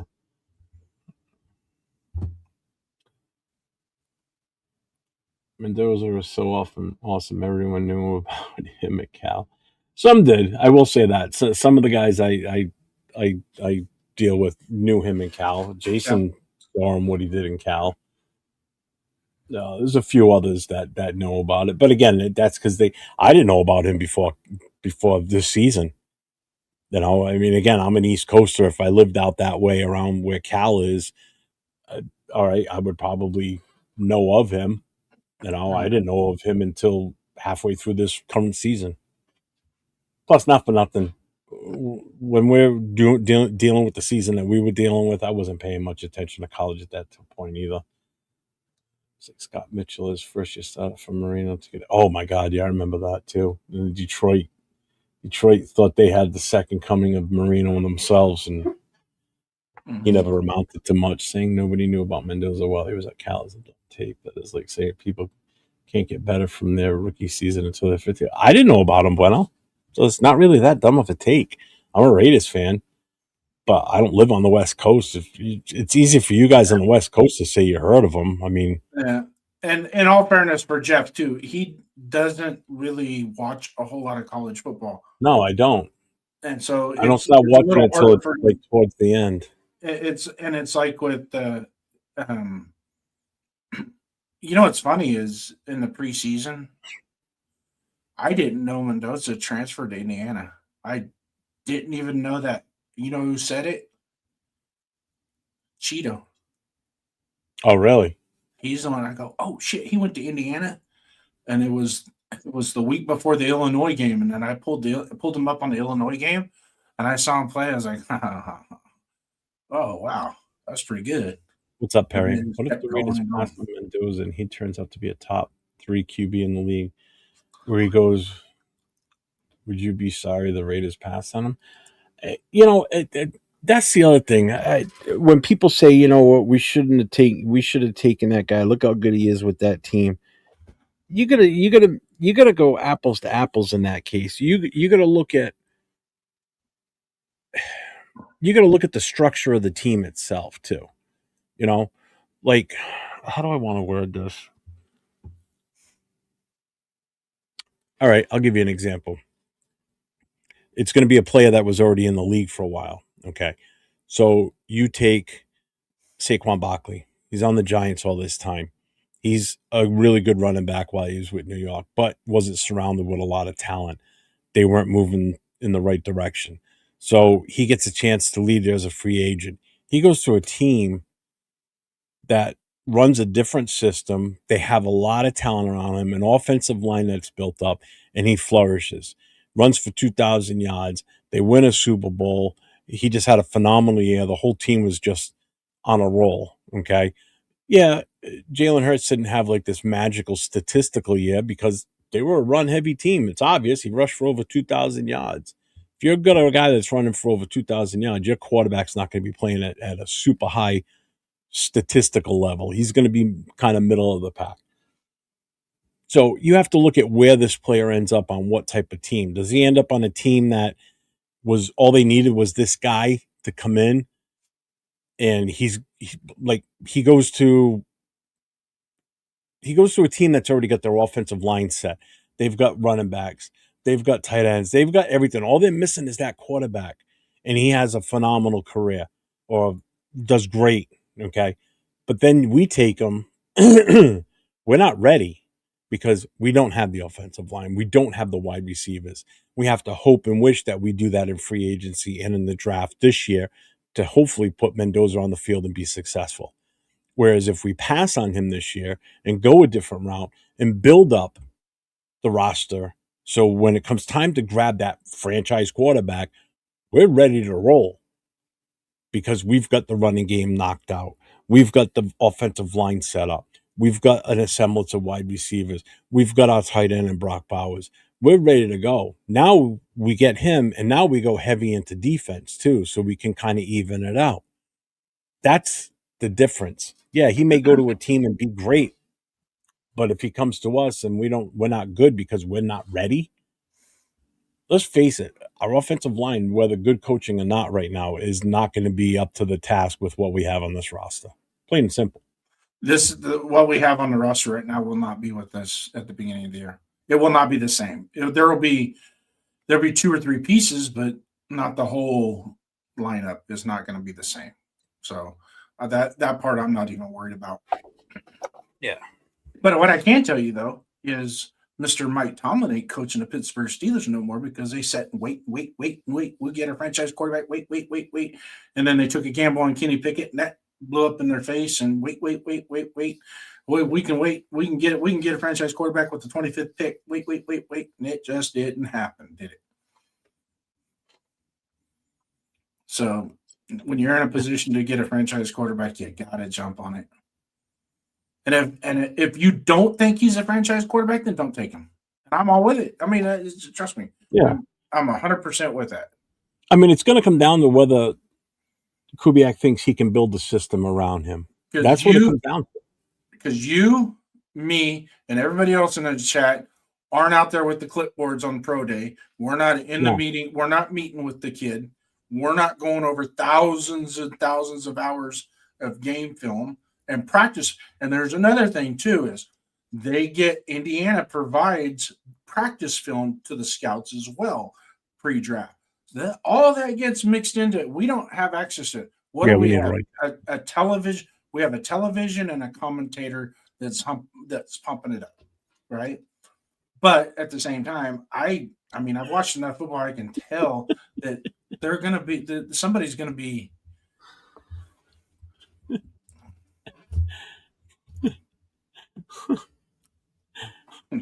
Stop playing plays and NFTs and Bitcoin. Yeah. That's a good one, though. That's funny. Yeah. Let's see. The sample size. Is the sample size sufficient for Mendoza to take him the first? There's not a sample size. There's you got at least 38 games of good tape on him. Yeah. You take into the 2 years at Cal and the progression that he made at Cal, because he did progress at Cal. He did have some. He was just on that team. He got everything he could out of that team. They almost beat Miami. They lost to him by 1 point, and while he was at Cal, it was the exact same Miami team that he beat in the national championship, except they had Cam Ward instead of Carson Beck. It was the same exact team.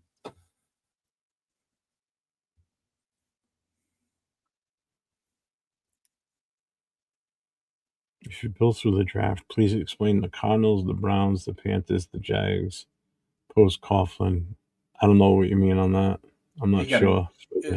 Everybody's theory is you build through the draft, but you got to do it right. Those guys, they weren't doing it right. Guys, I don't. No, hold on. I shut the phone down like about 10 minutes ago or so. Only because it's already after 1 o'clock here, and I got to get out of here. We've already been on for 3 hours. Yeah. But this has been a killer show. I appreciate everybody being in here, and I know I haven't gotten to all the chats, but I'm trying to catch up before we get out of here so we can call it a night. Yeah, pretty sure you heard of Caleb Williams. Oh, I knew of Caleb Williams big time.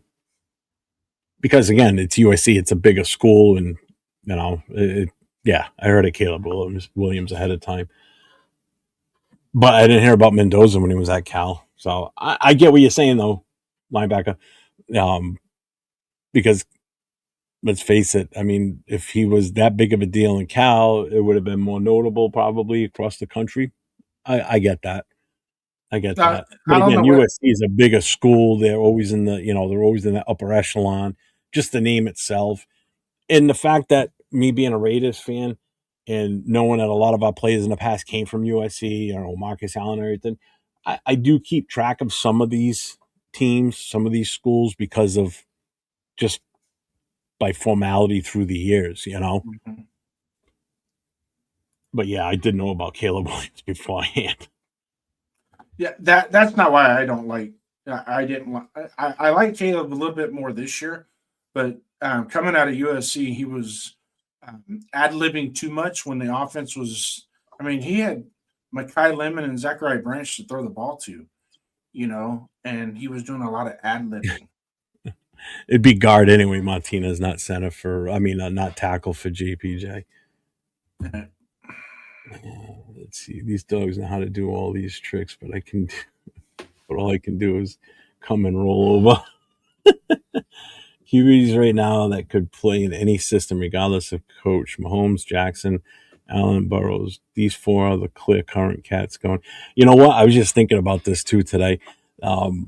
Once the draft comes around, I know it's going to come up on my Facebook feed. It's going to be my memory of draft day number 1 when Burrow got drafted by the Bengals, because my exact post I put on Facebook was, I was like, well, it sucks for Burrows. He's gonna go to the Bengals and he's gonna be on a shit team for the rest of his career. Good luck in Cincinnati. And how's that worked out for him? It's pretty much almost right on the money. I mean, he's had a couple of, successful seasons with the team. Like, the team itself has been successful, but I was right on the money with that because they were horrible this year. If we can start hitting more spleen types and less $200 million bust ass sus SOBs, we can start looking at free agency. Yeah. Let's see, like Robert Kraft always says, there's only one thing better than a back massage.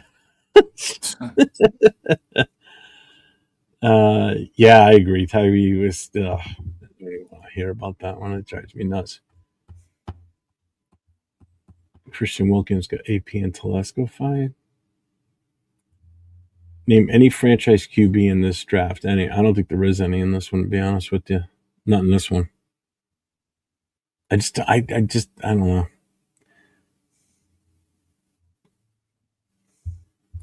Maybe thinks he was having no QB. Sorry, guys. Once I get to the end of the chat, we're out of here. Let's see. No, you still got it. Just tell us something you never told. Fucking bueno. All right, everybody. Thank everybody for being here tonight. Thank you to all my moderators and Jason's moderators for keeping the chat clean. We appreciate you guys. Yes. Thanks for all the support with the super chats tonight. The phone calls have been awesome tonight. I appreciate it. Everybody that called in.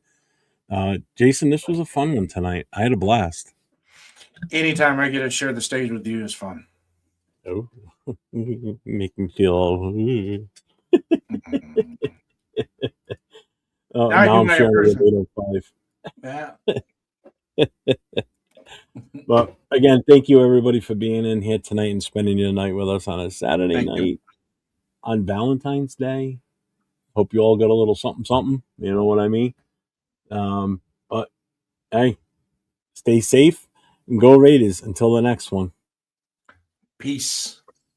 401. 401.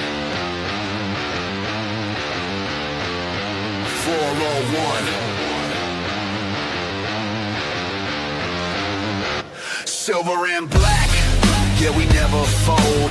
New winning roots with a Raider soul. East Coast grind, West Coast pride. Raider